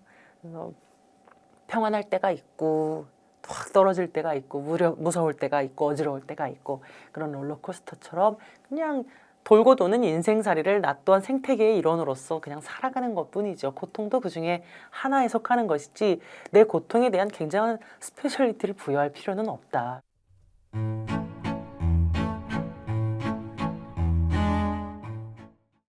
그러니까 일을 미루는 분들을 결과적으로 보면은 그러니까 게으르다고 볼 수도 있고 뭐 의지가 약하다라고 볼 수도 있는데 사실 제가 미루는 분들의 이야기를 들어보면 이분들의 핵심 문제는 사실 그런 건 아니고 제가 봤을 때는 자기 비난이 너무 강하거든요. 그러니까 내가 원하는 결과가 나오지 않았을 때 이거에 대해서 스스로 너무 강하게 비난을 해요. 그러다 보니 내가 이걸 하기가 두려운 거예요. 원하는 결과가 나오지 않았을 때 내가 얼마나 강하게 비난할지를 아니까 내가 두렵고 이걸 계속 뒤로 미루게 되는 거고 보지 않으려고 하거든요. 이 부분에 대해서. 근데 많이들 아시는 것처럼 이제 그 미루는 분들이 좀 완벽주의가 있다라고 하잖아요. 그건 저도 굉장히 동의를 하는 게 이분들 내가 뭐 시험 공부를 하는데 100점이 목표면은 99점이나 95점이나 뭐 90점이나 뭐 빵점이나 50점이나 똑같은 실패예요. 100점이 아니기 때문에. 근데 이게 자기 비난이 강한 거랑 합쳐지니까 무언가 내가 일을 할 때마다 나를 비난할 확률이 너무 높은 거예요. 그래서 무언가 하기가 무서운 거죠. 이걸 하게 되면 나를 비난할 테니까. 그래서 뭐 시험 공부를 하더라도 시험이 다가오는 게 무서운 거예요. 그리고 시험에 대해서 상상을 해도 막 시험 잘 봐가지고 막 그 기분 좋은 상상을 하기보다도 시험을 못 봐가지고 나를 또 막 비난하고 나 쓸모없어 이런 걸 상상하니까 시험에 대해서 계속 생각하기가 어렵죠. 그러다 보니 시험을 보기 위해서 공부를 해야 되는데 공부를 뒤로 미루고 이런 식으로 자기 비난이 강하고 좀 완벽주의가 있다 보니까 좀 미루는 게 있고요. 또 하나가 좀 자주 미루는 분들을 보면은 좀 목적이 좀 불분명한 경우가 많아요. 그러니까 뭘 하고 싶다는 건 알겠는데 가령 뭐 토익 공부를 하고 싶어요. 근데 계속 저 미루고 있어요. 저 너무 게을러요. 그래서 그럼 토익 공부는 왜 하시는 거예요? 여쭤보면은 토익 공부하면은 뭐 자기 개발하고 좋잖아요. 발전적이잖아요. 그러면 그럼 영어 공부하면 어떻게 자기 개발이 돼요? 그러면 그냥 공부하면 자기 개발 되는 거 아니에요? 이런 식으로. 그러니까 물론 자기 개발도 중요한 부분이고 꼭 우리가 뭔가 공부하거나 뭐 일하거나 이런 게 어떤 결과를 꼭 가져와야 하는 건 아니지만 근데 목적이 너무 강하지 않다 보면은 내가 나를 그러니까 가령 뭐 운동을 하는데 헬스장을 갔어요. 근데 내가 목표가 뭐 몸무게 70kg 혹은 뭐 60kg일 수도 있겠죠. 혹은 뭐 BMI 뭐 체지방 뭐 몇 프로 이런 식으로 내가 목표를 정해놨는데 어느 날 갑자기 운동이 가기 싫은 날 그 체지방 몇 프로 뭐 몸무게 몇 킬로 이런 거 생각한다고 갑자기 운동이 가고 싶진 않거든요. 그럴 때는 목적이 필요하거든요. 나 이렇게 몸무게 만들어서 뭐 이쁜 옷 사입기로 했잖아. 아니면 뭐 프로필 사진 찍기로 했잖아. 이런 목적을 떠올려야지 내가 정말 하기 싫어도 게을러지고 미루려고 해도 이렇게 내 의지를 좀 다잡을 수 있는데 많은 분들이 이런 목적은 없고 뭔가 해야 하는 목표만 어디까지 해야겠다라는 목표만 있다 보니까 조금 미루기가 쉬우신 것 같아요. 일단은 많은 분들이 아시는 것처럼 제일 많이 좀 활용하시는 것 같은데 그 방법을 그러니까 결국에는 이제 목표를 좀 세분화하는 게 필요하죠. 가령 내가 뭐 몸무게 10kg 빼야지 했을 때 10kg 생각하면은 겁나잖아요. 내가 진짜 10kg 뺄 수 있을까? 근데 이거를 조금 뭐 한 달에 1kg씩 빼야지, 일주일에 뭐 0. 몇 kg씩 빼야지 이렇게 내 그 목표를 좀 세분화를 해서 그때그때 내가 좀 성취감을 이루고 좀 확인하고 이런 방법을 좀 제일 많이들 활용하시는 것 같고 저도 좀 추천을 드리고요. 또 하나가 이제 보상을 주는 거죠. 앞에서 이야기했던 뭐 목적이 있으면 좋은데 사실 근데 목적이 없는 경우가 충분히 있을 수 있거든요. 저도 그렇고. 근데 이게 뭐 지내다 보면 분명히 목적이 언제든 또 생길 수 있어요. 지금 당장은 없어도. 혹은 처음에 시작할 때는 목적이 있었는데 내가 목표만 바라보다가 좀 까먹은 것도 있고 나중에 떠오를 수가 있는데 지금 당장 목적이 떠오르지 않았을 때는 내가 어느 정도 좀 보상을 만들어서 그러니까 단기적인 목표를 세우고 그 목표를 이룰 때마다 내가 보상을 주는 거죠. 가령 뭐 10kg 빼기로 했는데 뭐 1kg 뺐을 때 나는 뭐 옷을 살 거야, 뭐 어디 바람 쐬러 갈 거야, 뭐 맛있는 거 먹을 거야. 이렇게 그때그때 내가 좀 보상을 받을 수 있게 그런 단기 목표 때마다 보상을 좀 만들어주는 것도 좋은 방법이고요. 뭐 요 두 가지는 많이들 아시는 방법인데 하나 좀 많이 안 알려진 것 중에 하나가 능동적으로 미루는 방법도 있어요. 그러니까 미루는 거에 대해서 이거는 좀 회피하는 거고 이거는 좀 게으른 거고 의지가 약한 거고 이건 미성숙한 방법이고 그렇게 보는 시선들이 많았는데 실제로 이제 미루는 분들을 이제 실험을 좀 해보니까 오히려 미루는 게 능률을 올리는 분들이 더 있다라는 거예요. 뭐 금요일날 시험 본다고 했을 때 월요일부터 공부하지 않고 목요일날 시험 보니까 시험 성적이 더 잘 나올 수도 있다라는 거죠. 근데 능동적으로 이렇게 미루기 위해서는 3가지 조건이 필요한데 첫 번째로는 내 능력을 정확하게 알고 있어야 돼요. 그래서 내가 이 공부하려면 뭐 이 일을 하려면 나에게 몇 시간이 필요한지를 내가 알고 있어야 되고 두 번째로는 미루는 동안에 절대로 이걸 하면 안 돼요. 미루는 동안에 내가 좀 찝찝할 수 있거든요. 그래서 조금만 좀 봐볼까? 근데 절대 보면 안 되고 마지막으로는 후회를 하면 안 돼요. 그냥 월요일부터 하면 내가 더 좋은 성적 나올 수 있었을 것 같은데 내가 그 결과가 더 좋았을 것 같은데 이렇게 생각하는 게 아니고 내가 할 수 있는 최선은 지금 이 방법이 최선이었고 지금 이 결과가 최선이야. 이렇게 좀 후회하지 않으면서 이제 능동적으로 밀어볼 수도 있죠. 사실 저도 원래 미루는 거를 진짜 잘 못했었거든요. 근데 요새는 미루는 거를 진짜 잘해요. 선수처럼 하는데. 그러니까 결국에는 우리가 행복이나 이런 거는 미래로 계속 미루거든요. 어떻게 보면은. 근데 그러면서 고생하거나 일하거나 이런 거는 미래의 나를 믿어주고 미래의 나에게 미루기보다는 내가 그걸 다 짊어지려고 하는데, 근데 행복이나 이런 거는 지금의 내가 조금 어떻게 보면 행복이나 즐거움을 좀 즐기고 뭐 지금의 고생이나 일은 좀 미래의 나를 믿어주고 좀 밀어주고 뭐 이런 것도 저는 나름 괜찮은 삶이 아닌가 그렇게 생각하고 있습니다. 그러니까 우리가 무슨 삶을 좀 변화시키기 위해서 혹은 내가 뭔가 변하기 위해서 첫 번째로 필요한 거는 문제에 대한 인식이잖아요. 근데 많은 분들이 이제 문제를 인지하시는 것까지는 참 잘하시는데, 아, 내가 이런 부분이 문제가 있구나. 내가 좀 계속 미루는 경향이 있구나. 뭐 밤마다 뭐 음식 시켜 먹는구나. 이렇게 문제를 확인은 잘하시는데, 그러니까 문제에 대해서 더 깊은 인식을 하시는 건 조금 어려워하시는 것 같아요. 그러니까 그 이유가 저는 많은 분들이 이게 문제 원인을 별로 궁금해하시지 않아요. 그게 제가 봤을 때는 너무 빨리 판단하고 너무 빨리 평가하거든요. 그러니까 내가 뭐 계속 미룬다고 했을 때, 아, 내가 왜 미루는 거지? 이게 궁금해야 되는데, 아, 미루는 거는 이제 무조건 나쁜 거야 라고 생각을 하시니까 더 이상 궁금해지지가 않는 거예요. 더군다나 뭐, 아, 내가 왜 미루는지 생각하려고 하면 주변에서, 야, 너 합리화하려고 하지 마. 미루는데 뭐 이유가 어딨어. 네가 문제가 있는 거지. 그러다 보니, 아, 맞아. 내가 그냥 미루면은 그냥 이건 내 문제인 거고 이건 바꿔야 돼. 이렇게까지만 생각을 하시니까 더 근본적인 원인을 찾기가 좀 어려우신 것 같고, 그러다 보니 나오는 해결책이라는 게 아무래도 좀 피상적인, 그러니까 좀 추상적이고 그렇게 구체적이지 않은 해결책들이 좀 많이 나오는 것 같고요. 결국에 그렇다면 이제 문제의 원인을 어떻게 찾을 거냐, 문제 인식을 저희가 높이기 위해서 어떻게 문제의 원인을 찾냐. 많은 분들이 하시는 방법이 이제 대표적인 게 이제 언제부터 이 문제가 시작되었는지 찾아보는 거죠. 저도 충분히 좋은 방법이라고 생각을 하는데, 그럼 대부분 지금 갖고 있는 문제가 어렸을 때 시작되는 경우가 많잖아요. 뭐 부모님 영향이 있을 수도 있고 주변 가까운 친구 영향이 있기도 하고, 때로는 뭐 반복되는 그 내 패턴 속에서 그 원인을 찾기도 하는데, 제가 제일 많이 활용하는 문제 원인을 찾는 방법은 그 인지행동 치료 기법이라는 그 상담 기법을 좀 활용하는 게 있는데, 인지행동 치료에서 이야기하는 게 같은 상황에서도 사람마다 느끼는 감정이나 사람이 하는 행동이 달라지거든요. 저희가 제일 많이 예시를 드는 게 저기 멀리 건너편에 뭐 친구가 있어요. 횡단보도 건너편에. 그래서 누구야 인사를 했는데 이 친구가 그냥 지나쳤을 때 어떤 사람은 화가 나고 어떤 사람들은 불안하고 어떤 사람들은 뭐 우울하고 아무렇지 않을 수도 있고, 이렇게 같은 상황에서도 사람들마다 다른 감정을 느끼고 다른 행동을 보이게 되는데, 뭐 화가 난 사람들은 그 짧은 순간에 아, 쟤가 나를 무시했어 라고 생각할 수도 있고요. 뭐 불안한 사람은 아, 내가 쟤한테 뭐 잘못한 게 있나? 라고 생각할 수도 있고, 우울한 사람들은 아, 벌써 쟤 나를 까먹었나? 내가 이렇게 존재감이 없나? 이렇게 생각할 수도 있고, 혹은 뭐 아무렇지도 않을 수도 있겠죠. 뭐 제가 나를 못 봤나 보지? 뭐 바쁜가 보지? 이렇게 나와 상대방을 이제 분리해서, 내 문제가 아니라 이제 분리해서 생각하시는 분들도 있을 거고요. 이런 식으로 사람들이 그 문제가 생기고 하는 게, 그러니까 각 상황에 대한 저희는 이 짧은 순간에 나타나는 생각을 자동적 사고라고 하고요. 저는 환자분들한테 이제 상황에 대한 판단이라고 많이 설명을 드리긴 하는데, 이렇게 각 상황에 대한 판단이나 자동적 사고가 다르기 때문에 사람마다 다른 모습을 보이는 거고, 지금 우리가 문제를 겪고 있는 것도 조금 더 성장하고 이 문제를 바꾸기 위해서는 일단 이 상황을 내가 바라보는 그 생각이나 자동적 사고나 판단이 조금 바뀌어야지 결국 우리가 좀 바뀔 수 있죠.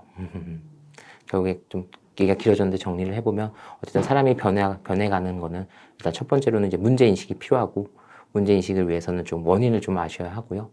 원인을 알기 위해서는 너무 성급한 판단이나 성급한 평가를 하기보다는 조금 그 수용해 줄 수 있는 태도가 좀 필요하고요. 그리고 원인을 찾기 위해서는 지금 내가 이 상황을 어떻게 바라보고 있는지, 그래서 이 상황을 바라보는 생각이나 이런 걸 조금 판단이나 이런 걸 좀 바꾸셔야 하지 않을까 생각을 합니다. 사람들이 좀 변하기 어려운 이유를 저는 이제 정신 분석 용어 중에 이제 저항이라고 있는데, 전 저항으로 많이 좀 설명을 드려요.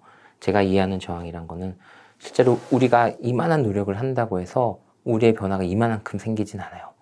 실제로 우리 변화에 반영되는 건 굉장히 미미하거든요. 그럼 사람들은 화가 나요. 아, 내가 왜 이렇게까지 하는데 나는 변하지 않지? 다른 사람들 보면 잘만 변하고 잘만 성장하는 것 같은데 나는 왜 변하지 않는 걸까? 아, 그냥 나는 변할 수 없는 거 아니야? 혹은 내가 변할 필요가 없는 거 아니야? 내가 좀 제대로 간 방향인가? 이렇게 나를 의심하게 되고 그냥 포기하려고 하거든요. 이런 걸 이제 저항이라고 해요. 근데 사실 저항이 생겼다는 건 어느 정도 내가 한 발자국 나갔다는 걸 의미하기도 하거든요.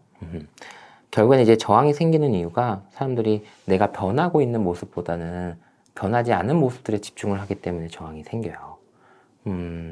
많은 분들이 이제 스스로를 혹은 지금 상황을 객관적으로 바라보기 위해서는 잘못된 점을 계속 찾고 틀린 부분을 찾고 고칠 점을 찾고 이게 객관적으로 보는 거라고 오해들을 하시는데 이거는 그냥 비판적으로 혹은 부정적으로만 바라보는 것 뿐이거든요. 오히려 객관적으로 바라보려면 좀 균형 잡힌 시각이 필요하잖아요. 분명히 뭐 아직 변하지 않은 부족한 부분도 있겠지만 분명히 근데 변한 부분도 있을 거거든요. 그래서 좀 그런 부분을 좀 같이 보실 수 있는 게 필요할 거고요. 제가 전공 1년차 때 저희 이제 교수님 중 한 분이 그런 이야기를 해주셨어요. 제가 막 어떤 환자분의 증상이나 문제나 이런 걸 막 이야기를 드렸어요. 막 자신 있게 너무 많이 알아갔어요. 그래서 막 이야기를 드렸는데 교수님이 그래서 그 환자의 장점이 뭐야? 이렇게 이야기하시는 거예요. 그동안 저는 진짜 얼어버렸거든요. 그걸 고민할 생각을 전혀 못했었어요. 그때 교수님이 해주신 이야기가 사실 의사라는 직업이 그러니까 환자의 증상을 계속 찾아야 되거든요. 그러다 보니 계속 부족한 부분이나 뭐 단점이나 이런 걸 계속 확인을 하게 되는데 교수님이 이야기해 주신 게 근데 환자의 그 장점을 보지 못하는 정신과에서는 환자를 나아지게 할 수 없다고 이야기를 하셨어요. 그러니까 우리의 단점을 없애거나 단점을 고치거나 부족한 부분을 채워가거나 사실 이런 거 굉장히 오래 걸리고요. 불가능할 수도 있어요. 그거보다 훨씬 지금 당장 할 수 있는 거는 장점을 살리는 거예요. 혹은 무언가 잘 되고 있는 부분을 더 살릴 수도 있고 결국에는 사람들이 뭔가 변화하다가도 중간에 변하기가 어려운 이유가 이렇게 내가 잘 되고 있는 부분 혹은 좋아진 부분을 보기보다도 부족한 부분 혹은 내 단점을 바라보기 때문인 것 같고요. 그럴 때일수록 내가 변해가고 있는 부분 혹은 내 장점 혹은 지금 상황에 좀 그 잘 되고 있는 부분 오히려 그런 데에 좀 집중을 하시면 도움이 되지 않을까 그렇게 생각합니다. 제가 이제 개원하고 이제 환자분들 보면서 아 강박이 진짜 많구나를 깨달았거든요. 제가 생각한 것보다 너무 많고 돌이켜보니까 제 주변에도 이제 강박이 꽤 많이 있었던 것 같아요. 그러니까 아마 다들 주변에 한 명씩 그런 친구들이 있을 텐데 제가 이제 수능 공부할 때 같이 독서실 다니는 친구가 있었는데 진짜 필통이 이만해요. 근데 그 필통 안에 그러니까 펜 그 심 크기별로 여러 개가 있고 색깔별로 있고 형광펜도 한 그 색깔별로 있고 색연필도 갖고 다니고 그 화이트 지우는 것도 뭐 수정액이 있고 뭐 테이프 이렇게 밀어서 쓰는 화이트도 있고 공부 시작하기 전에 몇 분 동안 이제 그거를 막 자기가 좋아하는 위치에다 이걸 막 깔아두기 시작해요. 그거를 이제 의식처럼 하고 이제 공부를 시작해요. 그러니까 그때는 잘 몰랐는데 지금 생각해 보면은 그 친구가 나름 그게 자기 불안을 조절하기 위한 방법이었던 것 같아요. 그러니까 아무래도 공부할 때 내가 집중할 거야. 집중이 끊어지면 안 돼. 그래서 나 계속 이제 다른 뭐 갑자기 내가 펜이 없어져서 펜 구하러 다니면 안 되니까 이런 걸 모두 좀 컨트롤을 하려고 했던 것 같아요. 그래서 많은 분들이 특히 이제 자기 전이나 이럴 때 화장실 꼭 가기도 하잖아요. 내가 자다가 깰까봐 화장실 때문에. 결국에 우리가 갖고 있는 강박들이 사실은 우리의 불안을 조절하기 위한 나름의 방법이거든요. 근데 이제 이런 친구들은 이제 친구가 뭐 펜 빌려가거나 이러면 이제 불안해지기 시작하는 거죠. 갑자기 집중력 확 깨지는 거죠. 그래서 나 집중해야 되는데 친구가 펜 가져왔어요. 집중 못 한다고. 사실 펜 하나 없어지는 거랑 내가 공부하는 거랑 상관이 없고 더 근본적인 이야기로는 사실 우리가 공부할 때 막 1시간 공부한다고 해서 1시간 내내 집중하는 건 아니거든요. 사실 공부라는 게 원래 중간중간에 뭐 딴 생각도 하고 뭐 흥얼거리기도 하고 그러면서 공부를 하는 건데 너무 좀 과도하게 내 불안을 좀 컨트롤하려는 거죠. 어떤 축구 선수가 이제 그 운동선수들이 징크스 이런 거 많잖아요. 그래서 내가 오늘 시합 잘 뛸 수 있을까 생각하다가 내가 지난번에 어떤 경기 뭐 결승전에서 그때 막 히트트릭하고 너무 잘했는데 그때 내가 시합 전에 가족들 사진을 봤었지. 내가 가족들 사진 보면은 축구를 잘하나 봐. 그때부터 이제 시합 경기 전마다 이제 사진을 보는 거예요. 내가 오늘 축구를 잘 뛸 수 있을까에 대한 내 불안을 그런 의식, 그런 강박 행동으로 조절을 하는 거죠. 근데 이런 분들이 어느 날 갑자기 뭐 차에다가 지갑을 두고 왔다. 이러면 막 이제 불안해지기 시작하는 거죠. 저희가 이제 공황장애 환자분들한테 비상시약이라고 드리는 게 있어요. 그게 뭐냐면 아침약, 저녁약, 정기적으로 복용하시는 약 말고 중간에 갑자기 좀 불안이 몰려왔을 때 그때 정말 비상시에 드시라고 드리는 약이 있는데 환자분들이 이걸 지갑에 꼭 넣고 다니시거든요. 근데 예전에 몇 년 전에 이제 완치 잘 받으시고 잘 지내시다가 갑자기 저희 병원에 오신 분이 있었는데 이분이 지갑에서 이제 약을 꺼내 주시는데 약이 진짜 가루가 되어 있어요. 하도 오래 가지고 다니셔서. 사실 근데 이 약도 이제 몇 년 지나면 이제 유통기한 지나서 복용하시면 안 되는데 이분도 그런 식으로 갑자기 지갑이 없어지면 이제 불안해지는 거예요. 그래가지고 심지어 이제 응급실까지 가시는 분들도 있고, 내가 그 약이 있어야지 내가 갑자기 공황 발작 왔을 때 먹으면 되는데, 아, 내가 이제 방법이 없네. 이런 식으로 사실 강박이라는 게 어떻게 보면 우리의 불안을 조절하기 위한 나 나름의 이제 필사적인 방법인데, 근데 오히려 이 강박 행동을 내가 못하게 되면은 불필요한 불안을 내가 느끼게 돼요. 아까 그 친구 얘기도 사실, 그러니까 볼펜 뭐 없어져도 괜찮은데, 근데 그 볼펜 하나 누가 빌려가도 되는데, 그것 때문에 이제 공부가 망치는 거죠. 뭐 축구선수 뭐 사진 같은 경우도 그렇고. 그래서 강박은 이런 식으로 강박이 생기는 원인은 우리가 나름 좀 불안을 조절하기 위해서 나 나름 만들어낸 방법이지만, 근데 결과적으로는 그게 또 다른 불안을 야기하기 때문에 사실 좋은 방법은 아니죠. 강박 행동이 생기는 그 과정을 보면은 첫 번째로 이제 침습적 사고라고 해서 강박 사고, 갑자기 무언가 생각이 머릿속에 확 지나와요. 그러니까 확 들어와요. 가령 뭐, 손에 균이 묻은 것 같아. 혹은, 나 문 저거 안 잠그고 나온 것 같은데? 이런 식으로 침습적 사고가 딱 들어와요. 그러면 그때 사람들은 불안을 느껴요. 그리고 불안을 줄이기 위해서 무언가 행동을 해요. 이게 강박 행동이에요. 손에 뭐가 묻은 것 같아. 이런 생각이 들었을 때, 강박 사고가 떠올랐을 때, 불안해. 그때 손을 씻는 행동을 하죠. 워싱. 이게 강박 행동이고, 문을 안 닫고 나온 것 같은데, 이렇게 강박 생각이 떠올랐을 때 불안해요. 그때 문을 닫았는지 올라가서 확인을 하고 와요. 이게 바로 강박 행동이죠. 이제 체킹하는 거, 확인하는 거고. 이런 식으로 우리가 하는 강박 행동 전에 이런 몇 단계가 있는데, 침습적 사고나 혹은 불안이나. 근데 많은 분들이 내 강박 행동에만 집중을 하기 때문에 내가 어떤 생각을 했었는지, 내가 그 당시에 어떤 불안을 느꼈는지에 대해서는 파악을 잘 못하세요. 그래서 강박을 줄이기 위해서 제일 먼저 해야 하는 거는 강박 행동이 나타났을 때 그때 당시 내가 느꼈던 감정이나 그 감정을 느끼게 했던 이 생각, 침습적 사고, 이거를 찾는 게 일단 첫 번째예요. 그리고 두 번째로 중요한 거는, 그러니까 감정이랑 생각이랑 행동 중에 감정을 사실 제일 조절하기가 힘들어요. 내가 지금 우울한데, 내가 불안한데, 나 지금 우울하지 않을 거야. 나 지금 화 안 느낄 거야. 불안하지 않을 거야. 이런다고 해서 갑자기 감정이 사라질 수 없어요. 절대로. 왜냐면 감정은 이 상황에서 자연스럽게 나타나는 거기 때문에, 이 상황에 대한 내 판단이나 내 생각이 가지고 오는 거기 때문에, 이 감정을 어떻게든 우리가 없애려고 한다고 해서 없앨 수 없어요. 그나마 생각을 조절하기가 쉽기는 하지만 이것도 훈련이 필요하고, 장기간 동안 내가 훈련을 해야지만 비로소 내가 고칠 수 있고, 지금 당장 우리가 조절하기 제일 쉬운 거는 그나마 행동밖에 없어요. 그래서 우리가 일단 내 강박 생각이나 불안이나 강박 행동을 먼저 평가를 해야 하긴 하고, 이걸 구분을 하긴 해야 되지만, 그렇다고 해서 이제 감정이나 생각을 바로 내가 조절하기보다는 결국에는 강박 행동을 일단은 조절을 해야 되거든요. 그래서 강박 행동을 줄이기 위해서 몇 가지 방법들이 있는데, 그러니까 치료적으로 제일 많이 하는 거는 일단 그 노출 후 억제라고 해가지고, 가령 뭐 손을 계속 반복적으로 강박적으로 씻는 분들이 있으면은 손에 균을 묻혀요. 손을 더럽게 해요. 그 다음에 못 씻게 하는 거예요. 어떤 얘기 전달이 되나요? 그리고 뭐 계속 나 문 안 잠그고 나온 것 같아요. 빨리 올라가고 싶어서 확인하고 싶어 이러면은 못 가게 해요.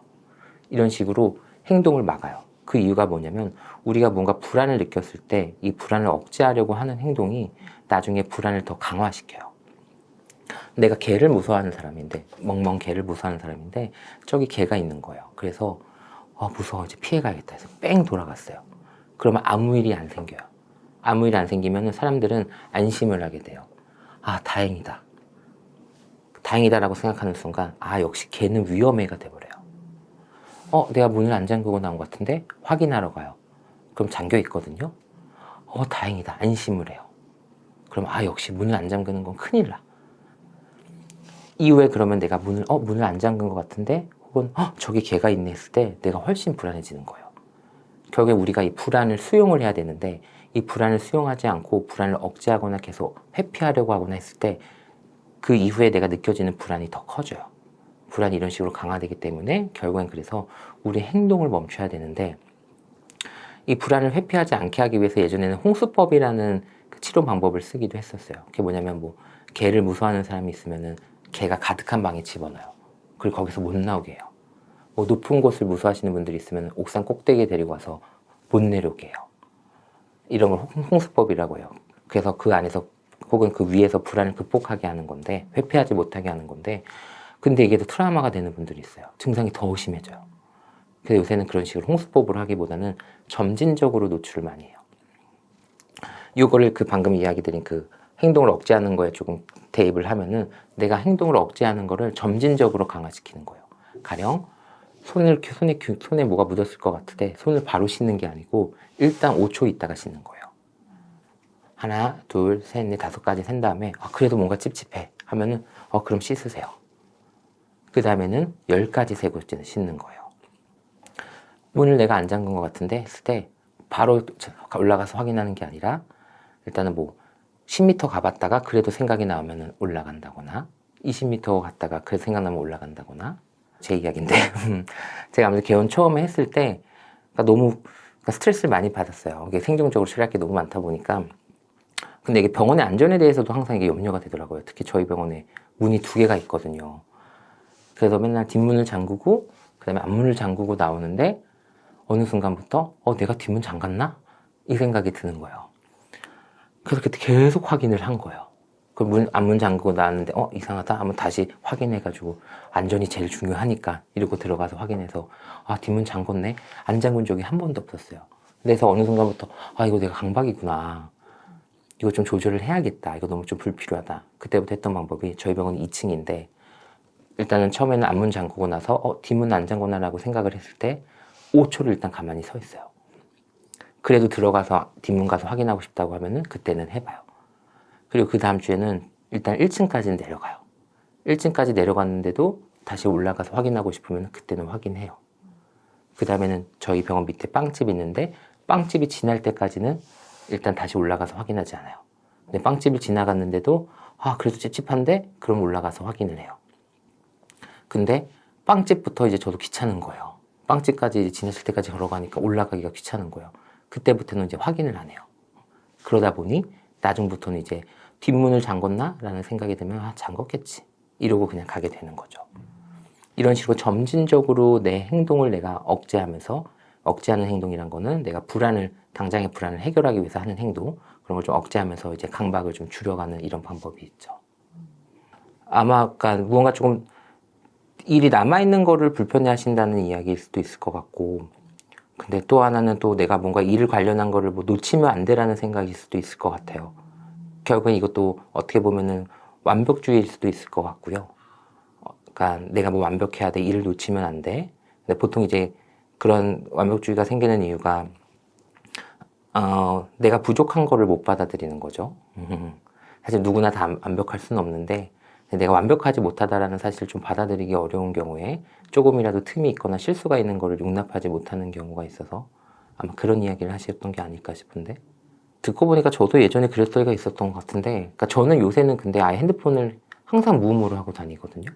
근데 오늘처럼 이제 저만 진료가 없는데 병원이 돌아가는 날, 병원에서 갑자기 연락 올 수 있는 날, 그런 날을 빼고는 항상 무음으로 하고 다니는데 잘 때도 그렇고, 저 역시 일에 대해서 좀 너무 완벽을 추구하려고 했던 게 있었던 것 같은데, 근데 결국에는 계속 제가 아까 저도 원래 미루는 걸 잘 못했는데 점점 미루는 게 가능해진 거라고 말씀드린 것처럼 저도 이제 좀 부족한 걸 좀 받아들이면서 그런 게 조금 해결이 된 것 같긴 해요. 저는 메일 관련해서 환자분들이 많이 물어보셔서 제가 알려드리는 게, 그래서 내가 메일 확인하는 시간을 좀 세팅하는 게 좋아요. 수시로 확인하는 게 아니라 나 뭐 30분에 한 번, 30분에 한 번도 솔직히 많죠. 뭐 1시간에 한 번 이렇게 내가 메일을 확인하는 시간을 좀 세팅을 해야 되고, 그러다 보면 주변에서 아무래도 왜 그거 바로 확인 안 하냐 이렇게 이야기하시는 분들도 있을 텐데, 저는 그래서 그럴 때는 좀 그런 분들한테 알려드려라. 내가 뭐 시간마다 확인을 하고 있다. 그래서 내가 이런 나만의 룰이 있다라는 거를 사람들한테 좀 알리는 게 좀 필요해요. 물론 그런 룰을 이해하시지 못하시는 분들도 있는데 그런 분들은 어쩔 수 없는 거고, 그렇다 하더라도 나만의 룰을 만들어야 돼요. 특히 요새 뭐 재택근무 많고 하니까 이게 많은 분들이 이제 회사 분들이랑 커뮤니케이션 하는 데 있어서 이게 시간이 잘 안 지켜지는 것 같아요. 재택근무하고 있으니까 막 늦은 시간에 연락하기도 하고 주말에도 연락하기도 하고, 사실 재택근무 하는데도 이제 시간이 있어야 되잖아요. 그래서 이제 재택근무가 오히려 좀 능률을 떨어뜨리는 분들이 많은 것 같은데, 그래서 이렇게 나만의 좀 세팅을 좀 항상 가져가는 게 필요하죠. 내가 너무 카톡에 좀 일이 없는 거를 난 항상 불안해하는 것 같아. 물론 그래도 일을 없애시는 건 좋은데, 근데 그걸 내가 수시로 하는 게 아니고 차라리 나만의 좀 시간을 정해놓는 거죠. 그러니까 뭐 2시간에 한 번은 내가 일을 다 삭제한다. 그러니까 일을 다 확인을 한다. 이런 식으로 그래서 그렇게 좀 내가 나를 좀 컨트롤 해보는 게 필요하죠. 근데 이런 게 이제 좀 심해지면은 수시로 확인하면 이거 확인하느라고 다른 일들이 좀 방해되고 그럴 수 있으니까 결국에 뭐 강박감, 우리가 강박이나 불안이나 이런 걸 치료할 때 내가 이 습관을 아예 없앨 거야 하는 거는 불가능해요. 굉장히 어려워요. 근데 이걸 내가 아예 없애려고 하기보다는 어느 정도 좀 조절만 좀 하면서 지내면은, 그러니까 내 삶이 다른 삶에 좀 방해가 안 될 정도로만 진행하면서 지내는 거는 괜찮죠. 보통 이제 많은 분들이 나 이제 걱정 안 할 거야. 이거 쓸모없는 걱정이니까 걱정 안 할 거야.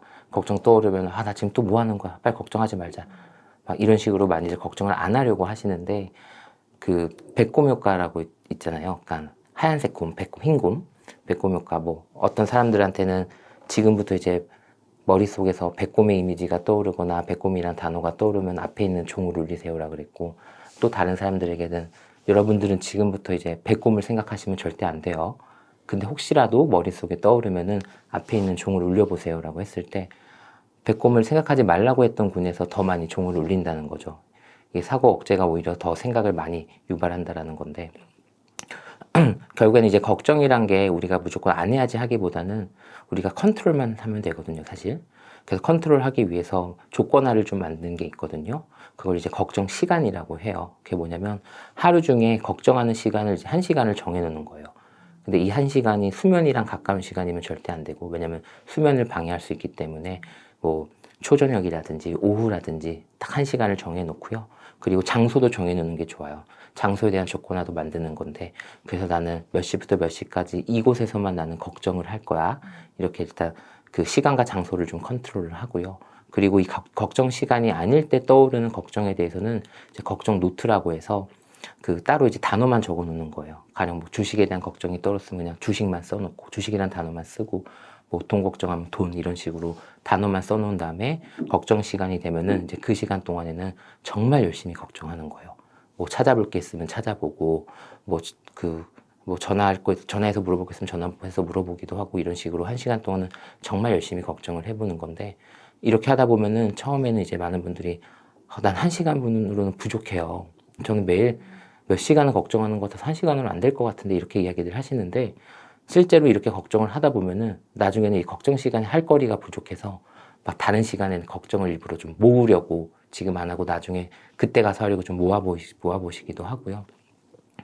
두 번째로는 이제 걱정 시간을 하다 보면은 결국엔 이제 걱정 노트에 계속 걱정을 적고 있고 하다 보면은 이제 내가 계속 걱정을 좀 반복해서 하는 패턴을 좀 확인하게 되거든요.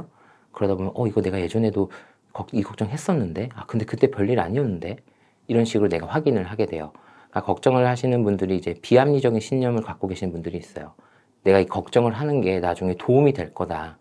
그래서 이런 분들은 내가 걱정했던 일이 생기면은, 분명 간혹 있는 일인데도 그런 일이 생기면은, 이거 봐, 내가 이럴 줄 알았다니까. 뭐 틀린 예감은 뭐죠? 뭐 우울한 예감은 틀린 적이 없어? 이런 식으로. 그래서 뭐 걱정에 대해서 그 비합리적인 신념을 갖는데, 때로는 근데 걱정을 했던 일이 일어나지 않거나 이게 별일 아닐 때는 그냥 이번에는 운이 좋았던 거야. 이거는 원래 그냥 이번에 행운이 따른 거고 이럴 땐 잘 없어. 이런 식으로 걱정에 대해서 굉장히 높게 평가하거든요. 내가 하는 걱정에 대해서. 근데 반복적으로 이제 걱정 시간을 하면서 내 걱정에 대해서 지속적으로 확인을 하다 보면은 내가 이거 계속 반복되는 걱정인데 사실은 이게 의미가 없는 걱정이구나, 이걸 깨달아 가기도 하고요. 물론 그렇다고 해서 지금 이 걱정이 의미 없는 걱정이니까 안 해야지, 그건 아니어도, 그 정도까지 생각하시진 않더라도 어쨌든 지금 당장은 내가 이 걱정 때문에 힘들지만 예전에도 그랬던 것처럼 이것도 결국에는 무탈이 지나갈 거야, 이렇게 나를 조금 위로할 수가 있죠. 걱정을 하는 순간에도. 아무래도 제가 진로를 보는 곳이 그 서울 시청역 쪽에 이제 회사가 많은 곳이어서 회사원분들이 제일 많이 오시는데, 그러다 보니 이제 직장 내 스트레스가 주 요인인 경우가 많고요. 어떻게 보면 이제 원래 그 병원에 오시게 되는 이유가 뭐 생물학적인 요인도 있고 뭐 유전적인 요인도 있을 텐데, 아무래도 이분들은 좀 환경적인 요인이 주로 이제 큰 문제가 되는 것 같아요. 그래서 환경적인 것 때문에 증상이 생기기도 하고, 환경적인 변화에 따라서 때로는 이제 약물 치료보다도 더 강한 효과가 있을 때도 있고, 그런데도 이제 많은 분들이 이런 환경적인 요인의 중요성보다도 이건 좀 내 문제인 것 같다, 나만 좀 힘들어하는 것 같고 다른 사람들은 다 잘 회사를 다니고 있는데 왜 나만 힘든지 모르겠다, 이런 식으로 이제 좀 스스로를 많이들 비난을 하시는 것 같아요. 이제 그러면서 병원까지 오시게 되고, 제가 이제 저희 병원에 오시는 분들의 한 공통적인 특징을 한 3가지 정도 가끔 이제 환자분들께 설명드리는 게 있는데, 첫 번째로는 저희 환자분들이 그 나를 위해서 살아가기보다는 좀 타인을 위해서 많이들 살아가시는 것 같아요. 뭐 심지어 내 욕구나 내 감정을 타인의 감정이나 타인의 욕구보다 우선시하는 거에 대해서 이건 이기적인 거다 이렇게 죄악처럼 여기기도 하고요. 그리고 이제 나의 시선을 신경 쓰기보다는 다른 사람들이 나를 어떻게 바라보나 그거에 대해서 더 많이 좀 신경을 쓰시는 것 같고요. 두 번째 특징은 이제 저희 환자분들이 현재를 위해서 살아가기보다는 좀 미래를 위해서 살아가는데 좀 초점이 많이 맞춰져 있고요. 그러다 보니 뭐 5년 뒤, 10년 뒤를 위해서 살아가는데, 근데 5년 뒤, 10년 뒤가 되면 또 그 다음 5년 뒤, 10년 뒤가 또 기다리고 있잖아요. 그래서 지금의 행복을 계속 미래에 나에게 좀 양보를 하시면서 지내시는 경우가 많아요. 가령 뭐 고등학생이 이제 뭐 수능 공부하거나 이런 것 때문에 스트레스 받고 힘든데 대학 가면 이제 행복해지겠지. 그래서 막 열심히 공부해서 대학 갔는데 대학 가니까 또 녹록지 않거든요. 그러면 또 이제 나중에 이제 취업해서 돈 벌면 좀 행복해질 수 있을 거야. 그래서 막 취업을 위해서 또 열심히 살아가고, 근데 또 취업하고 나니까 내가 아직은 뭐 가진 게 없으니까 행복하지가 않은 것 같아. 이러면서 계속 5년 뒤, 10년 뒤를 위해서 살아가는데, 근데 그러다 보면 이제 나중에 이제는 내가 지금까지 뭘 위해서 살아왔지? 이런 생각을 하기도 하고, 그러다 보니 이렇게 현재를 좀 즐기기보다는 이제 미래를 위해서 좀 많이들 살아가시는 것 같고요. 세 번째 특징은 이제 저희 환자분들이 좀 감정을 다루는 거에 익숙하시지가 않으세요. 감정보다는 좀 이성을 중요시하면서 살아오시다 보니까, 그러니까 어떻게 보면은 우울이나 불안이나 자연스러운 감정인데도 이런 감정이 느껴지면 이걸 어떻게 다뤄야 할지 모르시고 좀 당황하시고, 그러다 보니 이제 병원에까지 오시게 되고 뭐 그렇게 되시는 것 같습니다. 아무래도 이제 저희가 특성상 저희가 보는 증상이라고 하는 게 그러니까 일반적인 수준인지 아니면 증상인지 이게 구분이 조금 특히 일반인 분들한테 많이 아마 어려우실 거예요. 그래서 저희가 이제 진단을 내릴 때 보통 한 2가지 기준을 꼭 살펴보는 게 있는데, 첫 번째로는 이제 증상의 기간을 보거든요. 가령 뭐 우울증인 것 같다, 나는 우울하다라고 하시는데, 근데 뭐 하루 이틀 우울하고 좀 나머지는 좀 괜찮게 지내고 있다, 혹은 뭐 한두 시간 우울했다 하루 중에, 이런 거는 저희가 우울증이라고 보지는 않고요. 대부분 이제 우울증을 진단하기 위해서는 이제 2주 이상의 기간이 있어야 하고, 그리고 그 2주 동안에도 이제 상당한 시간이 우울감이 좀 느껴져야 하고요. 이런 식으로 첫 번째로는 기간을 좀 많이 보고요. 두 번째로는 내 불편감이 얼마나 내 삶에 영향이 있는지를 보는데요. 결국에는 그러니까 심각도를 보는 거죠. 어떤 분은 뭐 내가 요새 막 슬퍼요. 그래서 막 울기도 하고 그런데 나는 일은 잘하고 뭐 친구 만나는 것도 문제 없고 친구들 만나면 또 재밌게 놀고, 그리고 뭐 일상생활에까지는 문제는 없어요. 뭐 집안일 하거나 이런 건 문제 없어요 하시는 분들은 저희가 아무리 뭐 슬프다고 하시더라도 증상이라고 평가하지는 않고요. 간혹 근데 오히려 뭐 내가 막 슬픈 것 같은데 좀 무기력한 것 같은데 뚜렷하게는 내 감정이 뭔지는 잘 모르겠는데, 근데 일도 잘 안 되고 집중도 안 되고 오늘도 뭐 반차 내고, 그리고 막 친구들 만나도 재미도 없어서 이제 친구들 잘 안 만나게 되고, 뭐 연락 와도 한참 있다가 답장하고, 그리고 뭐 설거지 빨래도 귀찮아서 막 집안일 쌓여 있고 잠도 잘 못 잔다, 뭐 이런 식으로 이제 내 삶에 영향이 있는 분들, 뭐 직업적 기능, 뭐 사회적 기능, 일상생활의 기능, 이런 기능에 문제가 있는 경우에는 저희가 이제 증상이라고 많이 좀 의심을 하죠. 이렇게 이제 기간, 그리고 뭐 심각도, 뭐 기능의 장애, 이런 걸 가지고 저희가 좀 평가를 하고 있습니다. 제가 좀 자주 강조하는 것 중에 하나이기도 하는데, 그러니까 정말 무너질 듯 한데도 무너지지 않고, 무너지더라도 좀 금방 일어나시는 분들을 보면은, 그러니까 내 식사 시간이나 뭐 내 수면 시간이나 운동 시간이나 이런 걸 진짜 철저하게 지키시거든요. 아무리 내가 바빠도, 지금 혹은 내가 아무리 기분이 안 좋아도 나는 밥은 먹어야 돼. 밥 때 되면 밥은 먹어야 되고, 뭐 잘 때 되면 나는 자야 돼. 이런 식으로 생각들을 하세요. 제가 예전에 어떤 영화를 보러 갔는데, 그게 미국 영화였는데, 다 되게 엄청 유명한 영화인데, 저는 그 영화가 그렇게 긴지 몰랐어요. 근데 처음에 막 재밌게 보다가, 이거 좀 끝날 때 된 것 같은데 왜 안 끝나지? 그때부터 이제 집중이 안 되더라고요. 보통 이제 우리 삶이 그렇거든요. 이렇게 때 되면은 밥 먹고, 때 되면 자고 일어나고, 무슨 요일에는 뭐 운동하고, 무슨 요일에는 뭐 취미생활하고, 이렇게 내 시간적인 이런 루틴의 삶이 좀 있어야 되는데, 근데 내가 오늘 좀 기분 안 좋다고 밥 거르고, 뭐 오늘 좀 더 늦게 자고 싶다고 잠 안 자고, 혹은 더 누워있고 싶다고 늦게 일어나고, 이러다 보면은 지금이 오전 몇 시인지, 뭐 오후인지, 지금이 무슨 요일인지, 뭐 3월인지 4월인지, 이제 시간 개념이 사라지거든요. 근데 시간 개념이 사라지면은 내가 느끼는 감정의 폭이 커져요. 내 삶이 불안정해지기 때문에.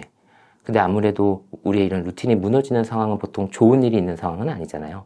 아무래도 안 좋은 일이 있어서 안 그래도 안 좋은 감정을 느끼는데 내 삶의 루틴이 무너지면 삶이 좀 불안정해지니까 느끼는 이제 감정의 폭이 커지면서 결국에는 이제 다른 삶에도 영향을 미치고 그러다 보니 이제 좀 병원에 올 정도까지 무너지시게 되고 그런 것 같아요. 그 걱정 관련해서 제일 많이 물어봐 주시는 질문이 제가 이런 걱정하는데 저 왜 이렇게 쓸데없는 걱정하는지 모르겠어요. 막 주변에서도 저한테 야, 너 뭐 왜 그렇게까지 쓸데없는 걱정하냐 이런 이야기 하는데 저 뭐 이상한 거 아니에요? 뭐 이런 식으로 많이 물어보시는데 사실 원래 걱정이란 게 원래 쓸데없거든요. 그 걱정 관련한 뭐 칼럼이나 뭐 유튜브 영상이나 이런 거 보면 제일 많이 인용되는 이야기가 그 무슨 어닌 젤린스키라는 심리학자분이 걱정에 대한 실험을 했더니 뭐 사람들이 하는 걱정을 다 조사를 해봤다는 거예요. 어떤 실험군을 모집을 해서. 그래서 이 사람들이 하는 걱정을 생산적인 걱정, 그러니까 나중에 도움이 될 수 있는 혹은 비생산적인 걱정, 한마디로 이제 쓸데없는 걱정 이렇게 나눠서 봤더니 우리가 하는 걱정의 96%가 이제 쓸데없다는 거였고요. 쓸데없다라는 거는 뭐 내가 걱정을 하는 일이 나중에 생길 확률이 굉장히 적다거나 혹은 뭐 이 일이 생기더라도 뭐 별일 아니라든지 아니면 뭐 이거 고민을 해도 어떻게 내가 할 방법이 없다든지 사람들 원래 이렇게 쓸데없는 걱정을 하면서 살아가거든요. 물론 저희는 현실 검증력이 떨어진다라고 하는데 보통 저희가 얘기하기에는 뭐 망상, 뭐 조현병 환자분들이라든지 아니면 우울증이나 뭐 조울증이라든지 이런 병이 좀 심한 경우에도 망상을 동반하는데 그런 거는 좀 문제가 되겠지만 사실 보통 이제 일반인 분들이 하시는 그러니까 걱정의 내용이 큰 문제가 되는 경우는 잘 없어요.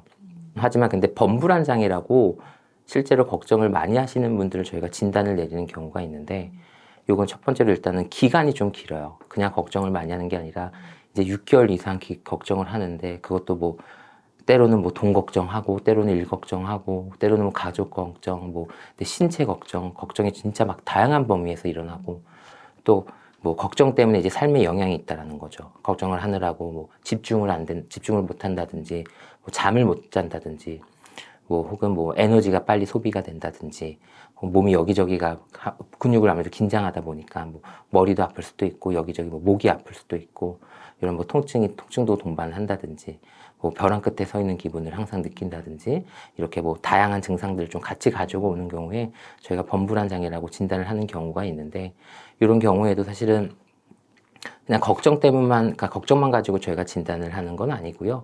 결국엔 걱정이 이제 컨트롤이 안 되는 게 문제거든요. 걱정이 컨트롤이 안 되면서 이제 내 삶의 다른 부분에도 좀 영향을 끼치면서 뭐 그렇게 이제 문제가 좀 계속 커질 때는 저희가 이제 진단을 내리기도 하죠.